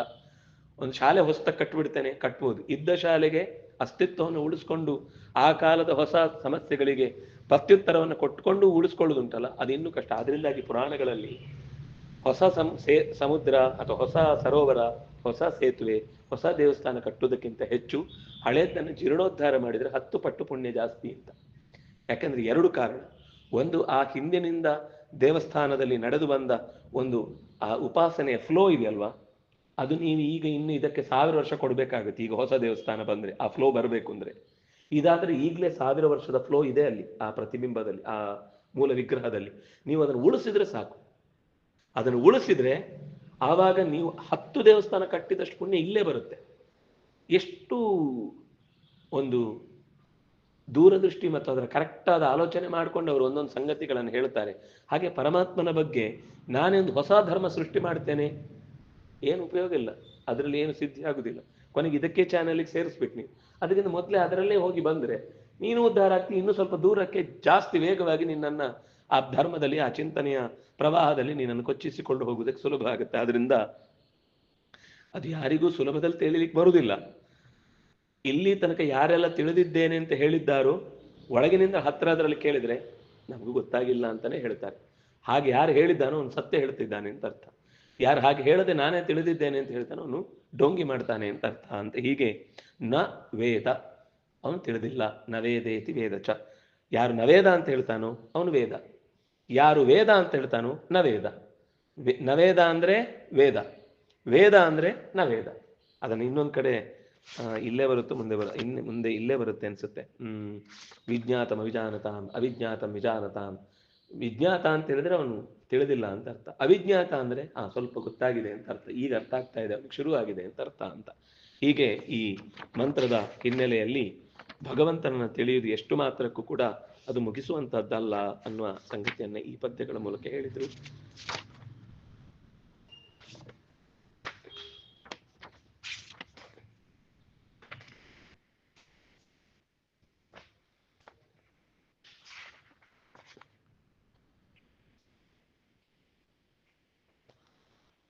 ಇಲ್ಲೇ ಬಂತಲ್ಲ, ಯಸ್ಯಾಮತಂ ತಸ್ಯ ಮತಂ ಮತಂ ಯಸ್ಯ ನವೇದಸ ಅವಿಜ್ಞಾತಂ ವಿಜಾನತಾಂ ವಿಜ್ಞಾತಂ ಅವಿಜಾನತಾಂ. ಯಾರು ಭಗವಂತನನ್ನ ನಾವು ಆಲೋಚನೆ ಮಾಡಿ ತಿಳಿಯುವುದಕ್ಕೆ ಸಾಧ್ಯ ಇಲ್ಲ ಅಂತ ಅನ್ಕೊಳ್ತಾನೋ ಅವನಿಗೆ ಸ್ವಲ್ಪ ಮನನಕ್ಕೆ ಅದು ಸಿಕ್ಕಿದೆ ಅಂತ ಅರ್ಥ. ಯಾರು ಯೋಚನೆ ಮಾಡಿ ಅವನನ್ನು ಹೀಗೆ ಅಂತ ನಿರ್ಧಾರ ಮಾಡ್ಲಿಕ್ಕೆ ಹೋದಷ್ಟು ಅದು ಹೊಸತಿದೆ ಅಂತ ಅರ್ಥ ಮಾಡಿಕೊಂಡು ಗೊತ್ತಾಗುದಿಲ್ಲಪ್ಪ ತುಂಬ ಕಷ್ಟ ಇದೆ ಅಂತ ಅವನು ದೃಢವಾದ ವಿಶ್ವಾಸದಿಂದ ಅದು ಸುಲಭದಲ್ಲಿ ತಿಳಿಲಿಕ್ಕೆ ಸಾಧ್ಯ ಇಲ್ಲ ಅಂತ ಒಪ್ಕೊಂಡ ಅಂದ್ರೆ ಅವನು ತಿಳಿಲಿಕ್ಕೆ ಶುರು ಮಾಡಿದ್ದಾನೆ ಅಂತ ಅರ್ಥ. ಯಸ್ಯ ಅಮತಂ ಮತಂ, ನನಗೆ ತಿಳಿಲಿಕ್ಕೆ ಸಾಧ್ಯ ಇಲ್ಲ ಅಂತ ಅವನಿಗೆ ಗೊತ್ತಾಯಿತು. ಅಮತಂ ತಿಳಿಲಿಕ್ಕೆ ಆಗದ್ದು, ಇತಿ ಮತಂ ಅಂತ ಅವನಿಗೆ ಗೊತ್ತಾಯಿತು. ಮತಂ ಯಸ್ಯ ನವೇದಸ, ಅವನಿಗೆ ಖಂಡಿತವಾಗಿಯೂ ಕೂಡ ಯಾರು ಮತಂ ಅಂತ ಹೇಳ್ತಾನೆ ನವೇದ. ಯಸ್ಯ ಅಮತಂ ತಸ್ಯ ಮತಂ, ಯಾರಿಗೆ ಗೊತ್ತಾಗ್ಲಿಲ್ಲ ಅಂತ ಹೇಳಿದೋ ಅವನಿಗೆ ತಿಳಿಯಿತು. ಯಸ್ಯ ಮತಂ ನವೇದಸ, ಅವನಿಗೆ ತಿಳಿಲಿಕ್ಕೆ ಬರಲಿಲ್ಲ ಅಂತ ಅರ್ಥ. ಅದನ್ನೇ ಮತ್ತೆ ಇನ್ನೊಂದು ಭಾಷೆಯಲ್ಲಿ ಹೇಳ್ತಾರೆ, ಅವಿಜ್ಞಾತಂ ವಿಜಾನತಾಂ ವಿಜ್ಞಾತಂ ಅವಿಜಾನತಾಂ. ವಿಜಾನತಾಂ ತಿಳಿದಿದ್ದೇನೆ ಅಂತ ಬೊಬ್ಬೆ ಹೊಡೆಯುವವರಿಗೆ ಏನು ಗೊತ್ತಾಗಿಲ್ಲ. ವಿಜ್ಞಾತಂ ಅವಿಜಾನತಾಂ, ನನ್ಗೇನು ಗೊತ್ತಿಲ್ಲ. ನಾವು ತುಂಬಾ ಹಿಂದೆ ಇದ್ದೇವೆ ಈ ವಿಷಯದಲ್ಲಿ. ಅಂದ್ರೆ ಅದು ಫಸ್ಟ್ ಹೆಜ್ಜೆ, ಅದು ತಿಳಿಲಿಕ್ಕಿರುವಂಥದ್ದು. ಗೊತ್ತಾಗ್ಲಿಲ್ಲ ಅಂತ ಗೊತ್ತಾಗುದುಂಟಲ್ವಾ, ಅದು ತಿಳುವಳಿಕೆ ಮೊದಲ ಹೆಜ್ಜೆ. ಅವನು ದೇವರು ಪಾಸ್ ಮಾಡಿಬಿಟ್ಟ, ನೀನು ಈ ಯೂನಿವರ್ಸಿಟಿಯಲ್ಲಿ ಪಾಸ್ ಆಗಿ ಆಯ್ತು, ನಿನ್ನನ್ನು ಒಳಗೆ ತಗೊಂಡಾಯ್ತು, ಅಡ್ಮಿಷನ್ ಕೊಟ್ಟಾಯ್ತು, ನೀನು ಒಳಗೆ ಬಂದಾಯ್ತು ಅಂತ ಯಾರು ಹಾರಾಡ್ತಿರ್ತಾರಲ್ಲ ಅಲ್ಲೇ ಪೌಳಿಯಲ್ಲಿ ಹೊರಗಡೆ, ದೇವ್ರು ನಮ್ಗೆ ಗೊತ್ತು, ದೇವ್ರು ನಮ್ಗೆ ಗೊತ್ತು, ಗೊತ್ತು. ಅವ್ನು ಗರ್ಭಗುಡಿ ಒಳಗೆ ಯಾವತ್ತೂ ಬರಲ್ಲ. ಅವನು ಹೊರಗಡೆನೇ ಸುತ್ತಿಕೊಂಡು ಉತ್ಸವ ಮಾಡಿಸ್ಕೊಂಡು ಅಲ್ಲಿ ಸಿಕ್ಕಿದ ಕಡಲೆಕಾಯಿ ತಿನ್ಕೊಂಡು ಪರೀಕ್ಷೆ ಮುಗಿಸ್ಕೊಂಡು ಅಲ್ಲಿಂದ ಹೊರಗೆ ಹೋಗ್ತಾನೆ ಹೊರತು ದೇವ್ರ ಹತ್ರಕ್ಕೆ ಬರುವುದಿಲ್ಲ. ನಾವೆಲ್ಲ ಸಾಮಾನ್ಯ ಪರೀಕ್ಷೆಗೆ ಹೋದ್ರೆ ಗಣಪತಿ ದೇವಸ್ಥಾನಕ್ಕೆಲ್ಲ ಹೋಗ್ತೀವಿ ಅಥವಾ ಮೇಲೆ ಎಲ್ಲ ಹೋಗ್ತೀವಿ, ಹೊರಗಿಂದ ಕಡಲೆ ತಿನ್ಕೊಂಡು ನಮ್ಮ ಫಲ ಅಷ್ಟೇ ವಾಪಸ್ ಬರ್ತಾನೆ. ಹಾಗೆಯೇ ಇಡೀ ಜಗತ್ತು ಕೂಡ ಇದೇ ತರ ತಿರುಗಾಡ್ತಾ ಇರುತ್ತೆ ಅಂತ ಉಪನಿಷತ್ತು ಹೀಗೆ ಹೇಳುತ್ತೆ. ಮತ್ತೆ ಈ ಮಥನದ ಶಕ್ತಿ ಏನು ಅನ್ನೋದನ್ನ ಹೇಳಿದ್ದಾನೆ. ಮತ್ತೆ ಮುಂದಿನ ಸರ್ತಿ ಸೇರಿದಾಗ ನೋಡೋಣ. ಶ್ರೀ ಹರಿಪ್ರಿಯತಾಂ ಕಾಯೇನ ವಾಚಾ ಮನಸಾ ಇಂದ್ರಿಯರ್ವ ಬುದ್ಧ್ಯ ಆತ್ಮನಾವ ಅನುಸೃತ ಸ್ವಭಾವ ಕರೋಮಿ ಯದ್ಯತ್ ಸಕಲಂ ಪರಸ್ಮೈ ನಾರಾಯಣ ಇತಿ ಸಮರ್ಪಯಾಮಿ. ಶ್ರೀಕೃಷ್ಣಾರ್ಪಿತಂ ಅಸ್ತು.